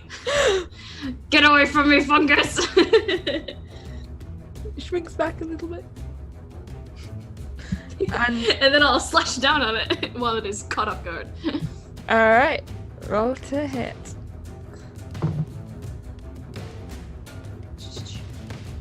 That is going to be a 16 to hit. That will hit. And come on, it's a fungus. We know by now that. And that is 10 damage on the fungus. That's a dead fungus. Yeah! Kill it. That's what they get for sneaking up on me. It's learned its lesson. You see this fungus go and back away a little. And that brings us round to Chrysara. Angry Chrysara. What would you like to do? Chrysara? Is she frozen? Did anyone else see her move? Oh no. She seems to be froze. Alright, okay, hang on. We have a procedure for this. Alright. As a side note, I need to make a concentration check because I took damage. Oh yes. Moira and Dale, turn off your cameras, please. Jill, if you can hear us. Off. Cameras off. Yep. Okay. And then Hang on. Yes. Alright. Oh. I only have half the procedure down, okay. Like, come on, I didn't go through intensive training here. I'll make my concentration check. Yeah, you make your concentration Is check. it a 10 to pass? What is it to pass? It is 10 or how much damage did you take? I took... That's a good question. 10, I think it was, actually. Alright, 10 it is then. Let's just call it a 10. Nope, that's a 9. 9. No, so that is the concentration that on the bless. It's gone, yes. That's the bless. It's gone. You're no longer feeling blessed, guys. The blessings are gone. Alright. If we don't hear from Chelsea soon, I may just say now. She replied in the she's in the stream chat and she said, "Did we lose Zoom?" And we were like, "You did." Yeah. Look. Alright. Sure. Moira, come back. Come back. Hello. And we'll skip Cressara's go just for now. Hold in brackets. And Adair, it's the badger's turn. There Is she the is. leg still twitching? Going? Okay, I think it's going. Okay. All right. Now, Moira, turn yours off Okay, and come back. now Moira, turn your camera Okay. and tail. Because Goodbye. horrible things are happening. Shall turn back on. Yep. And then Moira. Moira. And hello. There we go. And like magic, it's all back. It's perfect. Yes. Good. Yep. Alright. No worries about that.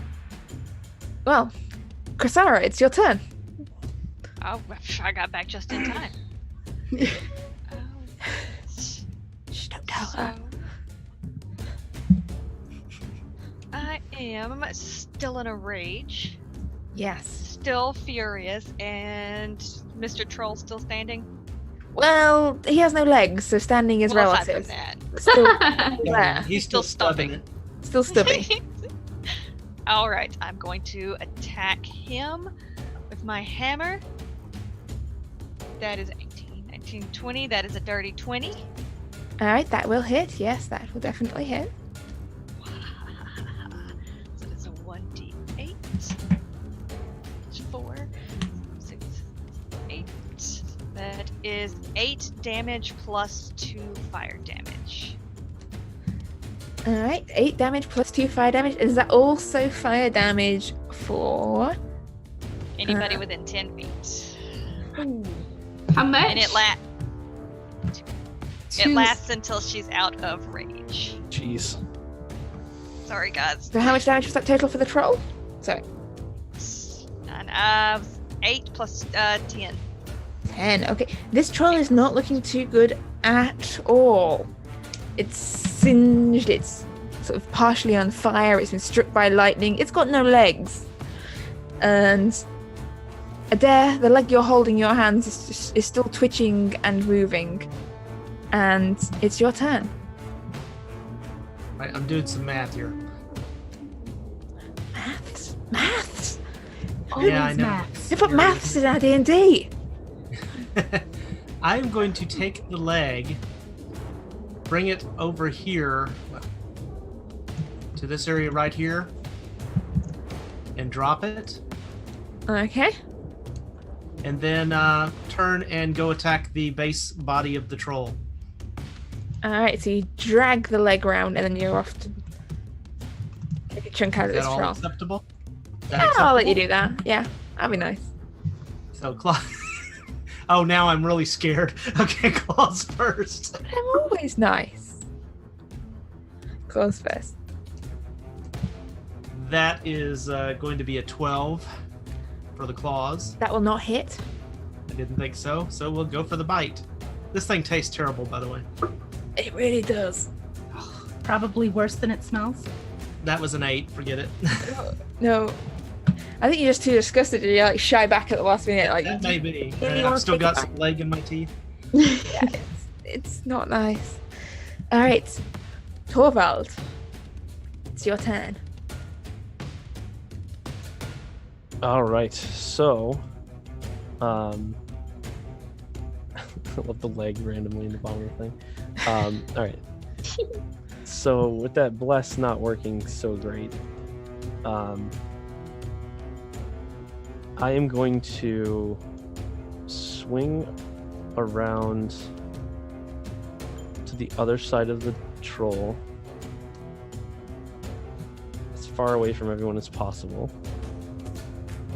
Trying not to take this damage anymore. You're trying to get away from the fire the fiery hell that is Cressara.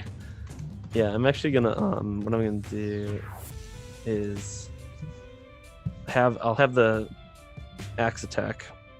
So we'll do that. Alright. Axe attack.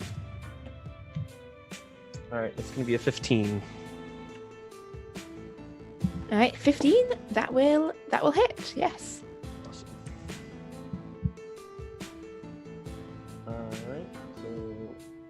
that'll be 8. 8 points 8. of damage. 8 force damage, yes. All right, so as the spiritual weapon slams into the body of the troll, Torvald, give us a little flavor and description here, why don't you?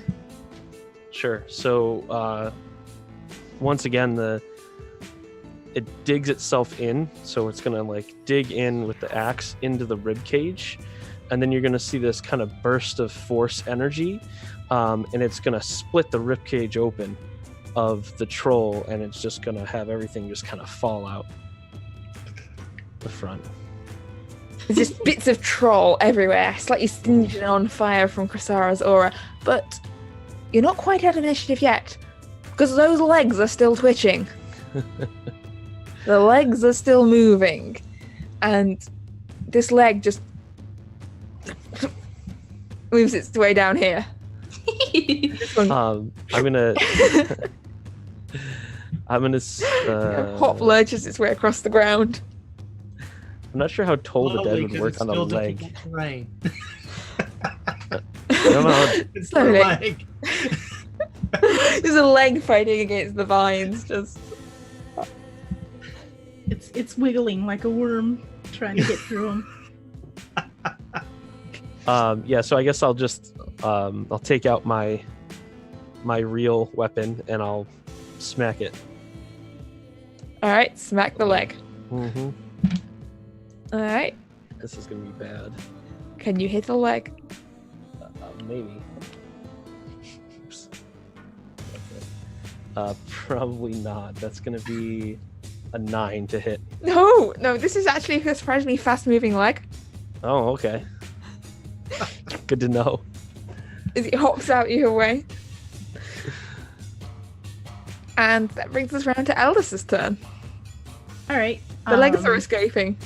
The legs are escaping, so I'm going to aim.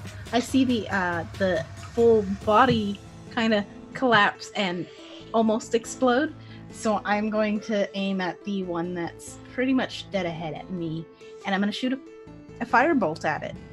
All right. Can you hit a leg? I hope so. I hope so. 8 plus... what is it? Again. 5. So that's 13. You can indeed hit the leg. Sweet. They're slightly easy. They're less nimble than whole trolls. And that's 2 fire damage. That leg's still wriggling. Still wriggling. All right, and then since I'm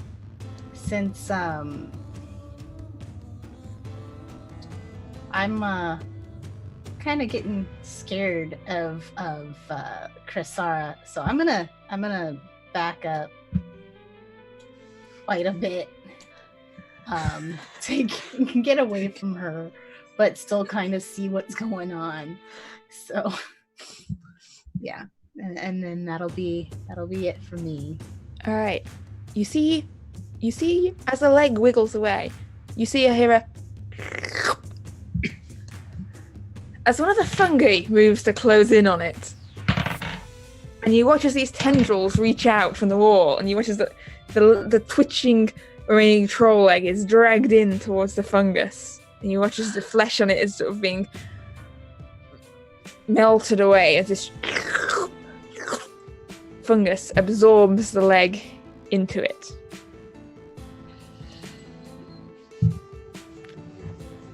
And that brings us to Eira. There's still one twitching leg beside you on the ground. And Would the you other like- one got The other one absorbed. hit by the fungus. Okay. It's a fungus covered leg, probably like the fungus covered goats we fought. Cool. I'm going to go ahead and swiftly try to take care of that leg. Attack the absolute heck out of it with my longsword, and that would be a 15 to hit. That will hit. Yes. Excellent. And then damage would be 10. 10. Yeah. The leg is cleaved in two and stops twitching. The leg is dead. Oh, And as that leg, Not numb. the last part of the troll, is destroyed, we pass out of initiative. Fight is done. The troll, all parts of the troll, are now deceased. They have ceased to move. The troll is down. Alright, so as the last troll leg slumps, and a sense of calm falls over the troll's cavern. You can just hear in the background this faint noise as the fungi munches down on its dinner. Gross. What would you like to do? I'm gonna reach out and have the spiritual weapon come back to my hand, and then put it down to my hilt, and it's gonna just kind of fade into my weapon. I'm going to aim at the fungus that ate the leg, and I'm gonna set it on fire. Alright. That. Just alright. Yeah. Roll to hit. Yeah. Ew. Crit fail. That was a 1. So +5. So that's 6. It sort of just its way back into a crevice in the wall, dragging with it the remains of the leg. The fungus is gone. I think we need to set this place on fire. All of it. Hi. Should we? I I mean, feel like we should. we should check the place out first before we burn everything in it, just in case there's What? people or sheep. Okay, we can do that, but did you just see what that fungus did? It went into the wall. It's going to live there and then come back. Maybe. I don't know. The badger's going to sit up on his hind legs and put his paw up with one little claw, kind of like, wait a minute. I'm gonna go over to the badger and pick him up, so everyone can see him better. I'll go ahead. Everyone, look at the badger. He's trying to say something. He is a giant badger now. How big is a giant badger? You could probably. He's a medium beast, so you might still be able to pick him up. And using my keen sense of smell, I would like to see kind of what I pick up as existing in this now that the troll is gone. Alright, make me a perception check, please. Does that give you advantage? I get advantage on that. Yes, ma'am.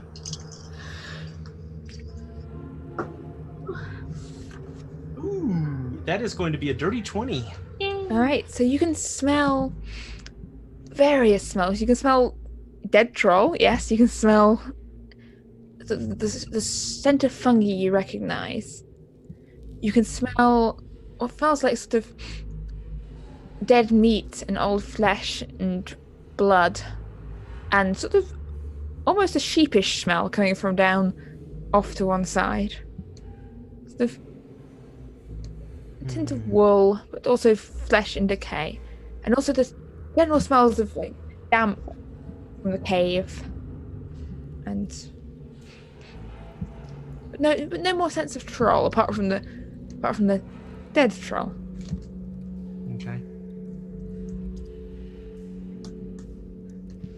So with that, he's kind of going to lean over. Adara's going to kind of nuzzle on Moru's cheek a little bit, jump down, and walk towards the exit. All right, so the badger is heading out towards daylight. What would the rest of you like to do? Shouldn't we check the rest of the area to see if there's anything here? Yeah, I think we safely should just scope it out a little bit. Yeah, that fungus, I think there was some on the other side of the troll. And honestly, if the fungus, look at what it did to the leg, and more than likely it's what did it to the goats outside. So we should try to get rid of this fungus. Well, I'm going to check over here. All right, where are you heading to, Torvald? Down. Down south, yeah. All right. So as you head down, this is a narrow passage sort of leading down. It seems quite a small passage, not quite really troll-sized. But down there you see there's a slightly drier cave. It's sort of slightly higher up in the cliffside, slightly drier. Less fungus in here, less smell of rot. It's more of a dry, slightly sandy soil on the ground. I'm just going to look around the room, see if there's anything here. All right, make me perception if you're just looking around, investigation if you're searching around. Check, please. Depending on how you're looking around, depends on what you might find. That's going to be 18 for investigation. All right, so investigating around, this cave doesn't seem to be much used. You don't think the troll's really been down here. It just seems to be a dry, sandy, rocky cave. All right, so whilst Torvald's searching down at that cave and the badger was heading up towards the exit, what are the rest of you up to? I want to go into here and see if there's any of that mold, or not mold, but the fungus, and try to set it on fire. All right, make me an investigation check if you look round looking for, or perception if you're just standing at a distance. I'm standing at the entrance. All right, make me a perception check then, please.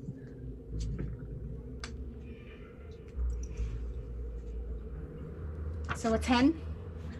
You can't see any sign of fungus. It just appears to be a pile of bones in this chamber. Just a scattered pile of sort of gnawed bones covering the floor, and a few, mixed in amongst them, you see a few stray hooves and what almost looks to be like even bits of armor and sort of the edge of sort of a trouser leg sticking out of this pile of scattered bones in there. Oh, armor. Hey, I found some armor in here. Oh, okay. I'm gonna walk over and see if it's armor of anyone that I would know or recognize. Right, so you pull this armor out and you see it's it doesn't look a familiar style really. It's the breastplate of a suit of armor, very dinted and with a large sort of troll claw marked gash cleaving down the front of it. But the armor itself is this very polished sort of bluish tinted metal, decorated with this line of strange sort of characters around the edge that are not a language you recognize. And the style doesn't seem like anything you've seen from craftsmen in Isfjell or anywhere else. Well, it doesn't seem to belong to anyone that I know, which is fortunate, but it did belong to someone, which is unfortunate, so.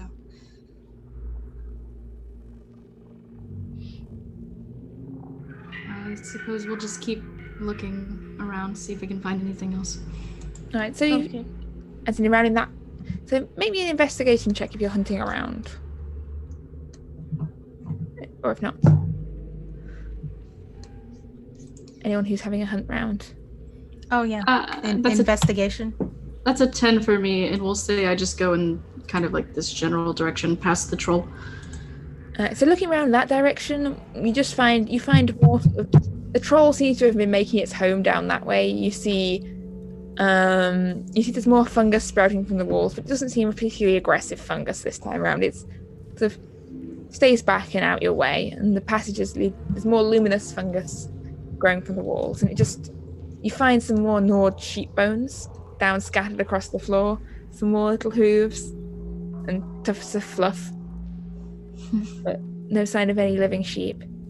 All right, I'm going to follow her, and if I see any of that fungus, I'm going to set it on fire. All right.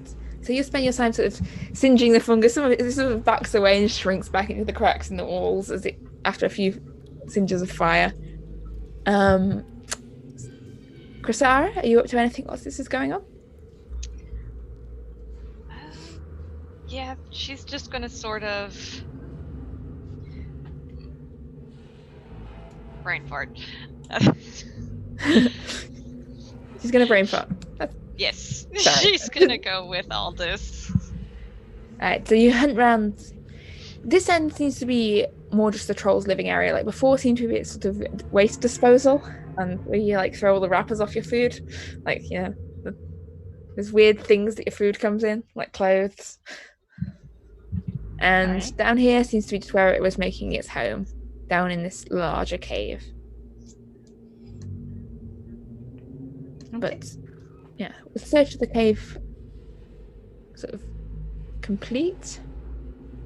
Adair outside back in the gorge, it seems to be all quite quiet out there at the moment. There's no sign of any sort of further rustlings in the bushes, and any fungus out there seems to be static and not hungry.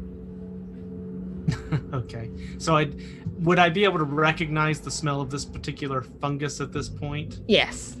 Okay, so I don't smell anything. There is some of it of clinging up to the cavern walls further up the cavern, but I'm just gonna leave it for now and just and bask in the sunlight or moonlight or whatever it is. It's sunlight. So as the badger basks in the sunlight, and as you each explore your relative parts of the cave, is anything anyone else would like to do left back in the cave, or are we done with the cave? If I've set fire to as many of the fungus as I can before they escape, then that's cool.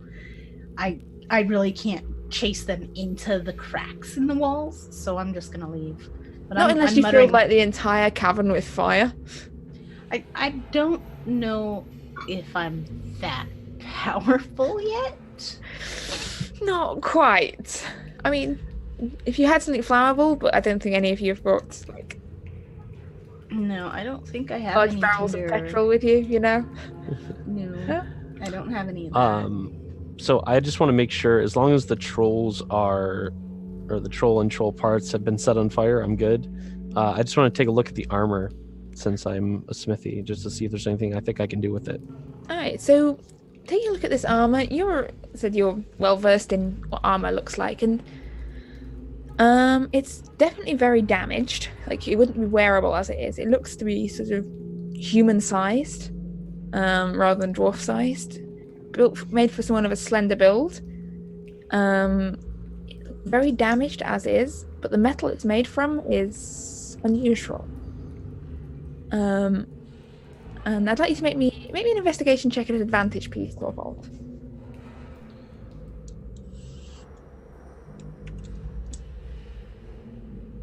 Nat 20. Yeah, this is a metal you've not really worked with. You've only sort of heard of it. It's very rare. It's very sought after. It's not found sort of in the ground. It's found only in rare places where it's sort of great magical events have happened that are said to leave this ore behind. That's what the rumors say, whether they're true or not. But people refer to it as adamantine. But in its current state, this breastplate wouldn't really be usable. The metal it's made from is definitely interesting, and the design is not Isfjellian. You said it was a breastplate? Yes.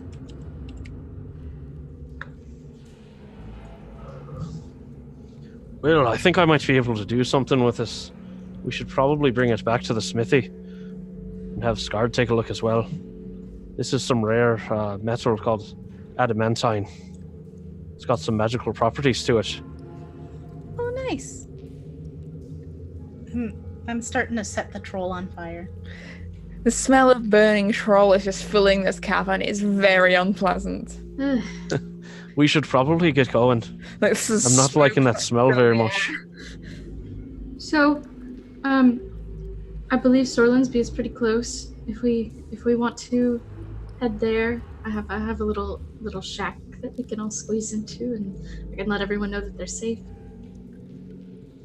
Okay. All right. So, as our party leave the valley and continue onwards down on their road, heading down towards the village of Sorlandsby.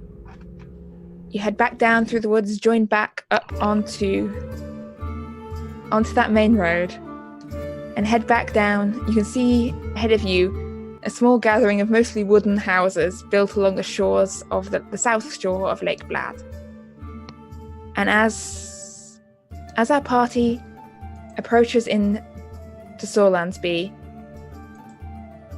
I think that is as good a place to end as any. For tonight, as the troll has been killed, the fungus has not eaten you.